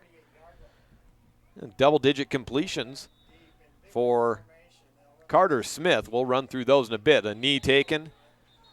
And 2 seconds, 1-0. It's all over. 28-12, the final on the Benedict's Market and True Value board for Coach Todd Dayton. That's win number 326 on the tally. And for Lyman, it's their first loss of the season. We'll take an extended post-game break and come back with final stats, thoughts, and all that next on this First Bank presentation of Lyman football on mylocalradio.com. Making an informed decision when you choose coverage for you, your family, and your home is one of the most important decisions you'll ever make. Jeff Piper, Farmers Insurance Agent in Evanston, is here to help you get the coverage that is right for you at the best value. Find out how much you can save each month when you combine home, auto, and life insurance. Call Jeff Piper with Farmers Insurance at 307-789-5489 or stop in at 341 Front Street in Evanston. Jeff Piper, Farmers Insurance. If you want your truck to really catch the eye, have the professionals at Plains Tire in Evanston install a custom lift kit with new tires and wheels. We've got a huge selection to choose from, so no matter what your style is, we've got the tires and wheels to make you smile. The way your truck looks reflects on you. Get the reflection you want with a lift kit, new tires, and wheels from Plains Tire in Evanston, the tire professionals. 157 Bear River Drive. Stop in today. Hello, this is Dr. McKay Frankham. Something I've really enjoyed as a dentist over the past 20 years are the lasting friendships that I've formed with many of my patients. My staff is really great, and we try hard to make sure that every patient feels a warm welcome. It doesn't matter if it's your first visit or if you've been with us for years. Every patient is welcome and always appreciated. Our goal is to provide the best dental care possible at reasonable rates. Please call us today to schedule your appointment at 307-789-8910. Go Red Devils! We hope you're enjoying this MyLocalRadio.com exclusive broadcast of Bridger Valley Sports. We love being able to travel around the state to bring the action on the field or court back to you watching at home. Let's face it, doing all of this would not be possible without all of our great sponsors. We appreciate the support the following businesses and individuals show to both Mountain View and Lyman Sports. Bradshaw's Glass Towing and Fitness. Whatever it is you need, Bradshaw's can probably help. The Come On In of Casper. When it comes time to cheer on your Buffs or Eagles at state, the Come On In is your best bet for a great night's stay. Auto Farm Chevrolet in Evanston. General Manager Dennis Lynch invites you to come and experience a community-driven dealership. Evanston Regional Hospital. Quality health care close to home. Bridger Valley Motor. Got a check engine light blinking? Don't guess at what the problem is. Take it to Slim at Bridger Valley Motor in Lyman. And Achieve Sports Medicine and Physical Therapy. No excuses, just results. Thank you to all of our Bridger Valley sports sponsors. It's human nature to think the grass is always greener on the other side of the fence. That's not always true, especially when it comes to buying vehicles. This is Dennis Lynch, General Manager at Auto Farm Chevrolet. Dealerships pay the same price for new vehicles across America. The fact is, the best deals are right here, in your own backyard. The difference is that our employees are your neighbors, people you can trust. Please visit us first, Auto Farm Chevrolet. We are your community-driven dealer. Your mobility affects every aspect of your life. When you suffer from an injury that decreases your mobility, or maybe you're just noticing that you're having a harder time balancing and your flexibility isn't what it used to be, call Randy Christofferson at Achieve Sports Medicine. Randy will work with you to improve your overall health by reducing pain and improving mobility. Schedule your appointment today by calling 307-747-4627. Achieve Sports Medicine in Lyman. No excuses, just results. No more video left as we were tapping into the Cokeville High School production. Thank you to them as they got to go set up for a volleyball match. So kind of a black screen there as we have a radio. Only, I mean, we're online, but, you know. Post-game show here as we wrap up this contest. Time now to give out the Dr. McKay Frankham precision play of the game. And we give it to a play that we expected to see last week against Kemmer, but never quite did. And it was the double handoff there for Preston Brewer getting the 10-yard touchdown. That was the first one, and then we're going to give out a second one as the second touchdown came in. How about McCoy Smith, the freshman?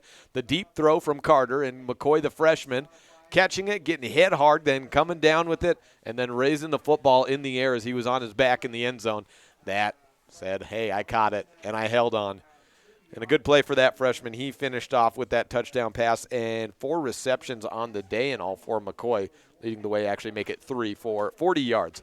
So that's your Dr. McKay Frankham precision play of the game. We will take a break now, come back with final stats, and then get you ready for our upcoming broadcast on this First Bank presentation of Lyman football on mylocalradio.com.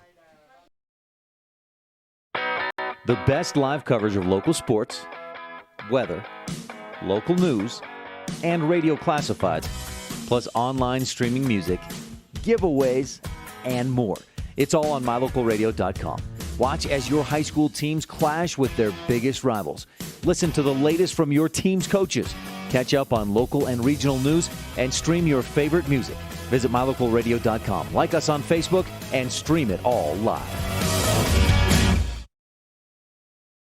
Back here post-game now at live from Cokeville High School as a 28-12 final is win number 2 of the season for Cokeville and loss number 1 of the year for Lyman. Well, for Lyman, they get back into conference action next week with a match against Lovell on the road. And for Cokeville, they have their first conference meeting of the season against Shoshone.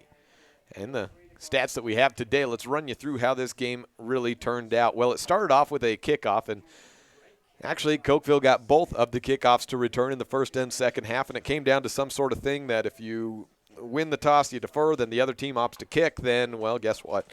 Apparently you could not have a kick return in either the first or the second half. So Cokeville started off, and they got the ball on their 49-yard line and actually had to drive 54 yards with a penalty backing them up at one point, and went 10 plays for 54 yards and a 4.5-minute drive that was capped off by a 7-yard touchdown by Matt Thomas. That then went to Cokeville, or from Cokeville to Lyman, and they had to punt. So it goes back to Cokeville late in the first quarter. And the next play, or the next drive, goes for a touchdown as well, this time of 79 yards for Cokeville to make it 14-0. That was capped off by a 4-yard touchdown pass to Moyes from Matt Thomas. And Tyler Moyes set that play up with a 22-yard reception on third down to bring it down to that 4-yard line. Lyman was intercepted as they got it down close to their end zone at the 8-yard line. An injury to Carter Smith had him come out for a play, and Hagen Lamoureux had to go and try to play quarterback, which he did last year. He threw a ball. It was an awkward little jump pass that kind of floated into the end zone. It was intercepted and returned to the 3-yard line. And it seemed like Lyman may have a defensive stop there on third down, but Devin Donahue goes 97 yards for the score to make it 21-0, and it was 21-0 after a 2-point conversion goes into the hands of Luke Schwarting on the completion from Matt Thomas. For Matt Thomas, it was an outstanding passing day for the quarterback, who came in with about 100 yards, 122 yards of throwing on the season. Well, when it's all over, he finishes with 138 yards and a touchdown as well to go on with that. Following that 97-yard drive on basically just one play, Lyman got the ball back for their third and final drive of the first half, and it didn't really go anywhere. They had to punt it away, and then with 29 seconds left, Cokeville got the ball and let the clock run out, and we move on to the third quarter, where Cokeville got the opening kickoff. They took down to the 15-yard line, where they had a turnover on downs on a long drive. They got it from the 34, got it all the way down to the 15, but turned it over on downs. Then a 3-and-out by Lyman that was actually brought back to the 9-yard line. A bad punt and a great return by Nate Barnes gets Cokeville back working, and they get it back to the 15-yard line to start their drive. Well, a fumble called by against Matt Thomas as he tried to push it in from the goal line basically to the end zone, was recovered by Richie Brewer, and then Lyman got the ball back on their 20. Well, that didn't go anywhere. That was a 3-and-out, and so Cokeville again gets the ball, this time at their 41, actually at the Lyman 41, so just beyond the 50, and a 41-yard drive goes for a touchdown, run in by Nate Barnes from a few yards out for that one. His touchdown run there, let's see if I wrote that one down. It was a 4-yard touchdown for Nate Barnes. That made it 28-6, and Lyman would score one more time off of it made it 28-0. And Lyman would score for the first time in the fourth quarter when Richie Brewer knocked it in from 10 yards out with 8:03 remaining in the contest. That capped off a 75-yard drive for Lyman. Their next drive for Lyman, they would get the ball intercepted, and they would get it back one more time, a 26-yard pass to McCoy Smith from Carter Smith. Went for the touchdown to make the final 28-12. Lyman was unsuccessful on both of their 2-point conversions today. Running you down the stats is, we'll start with the home team, Cokeville. 189 yards leads the way for Cokeville on the ground by Devin Donahue. He finishes with those 189 yards on a total of 19 carries. Next up, this is just in my book, the way that we're going straight down the line. Nate Barnes had 28 yards on 12 carries.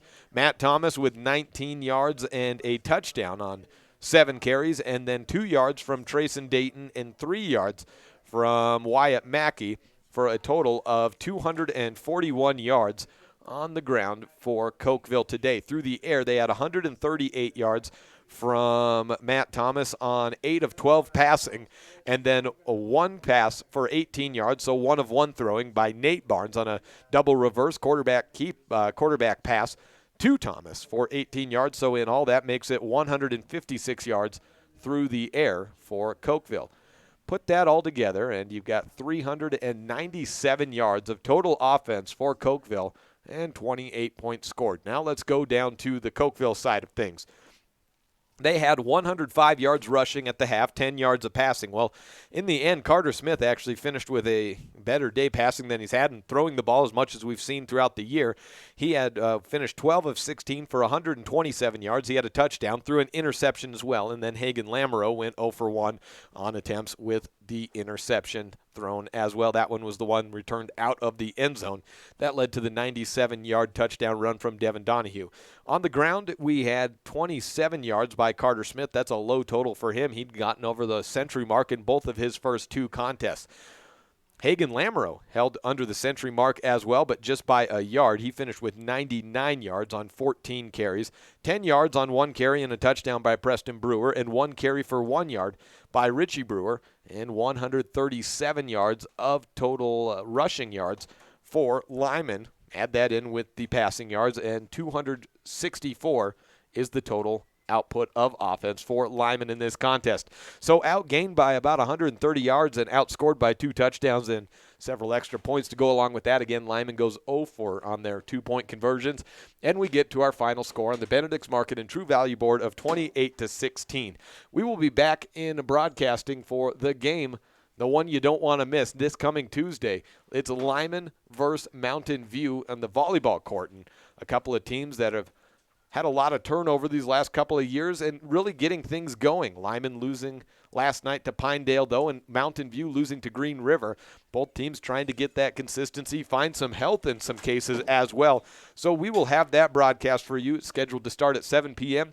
We will go on air about 15 minutes, and actually maybe for that contest we'll go on about 20 minutes before with a little extended pregame contest coverage for that rivalry. Again, Lyman drops to Cokeville. They fall to 2-1 on the season as Cokeville advances on to 2-1 on the year. Both teams back in action next week. That's it for me, and again, we'll see you this coming Tuesday on mylocalradio.com, and then next Friday as we'll be back with Mountain View on the road at Thermopolis. This has been a First Bank presentation. I'm Jake Hibbard. We'll see you next time.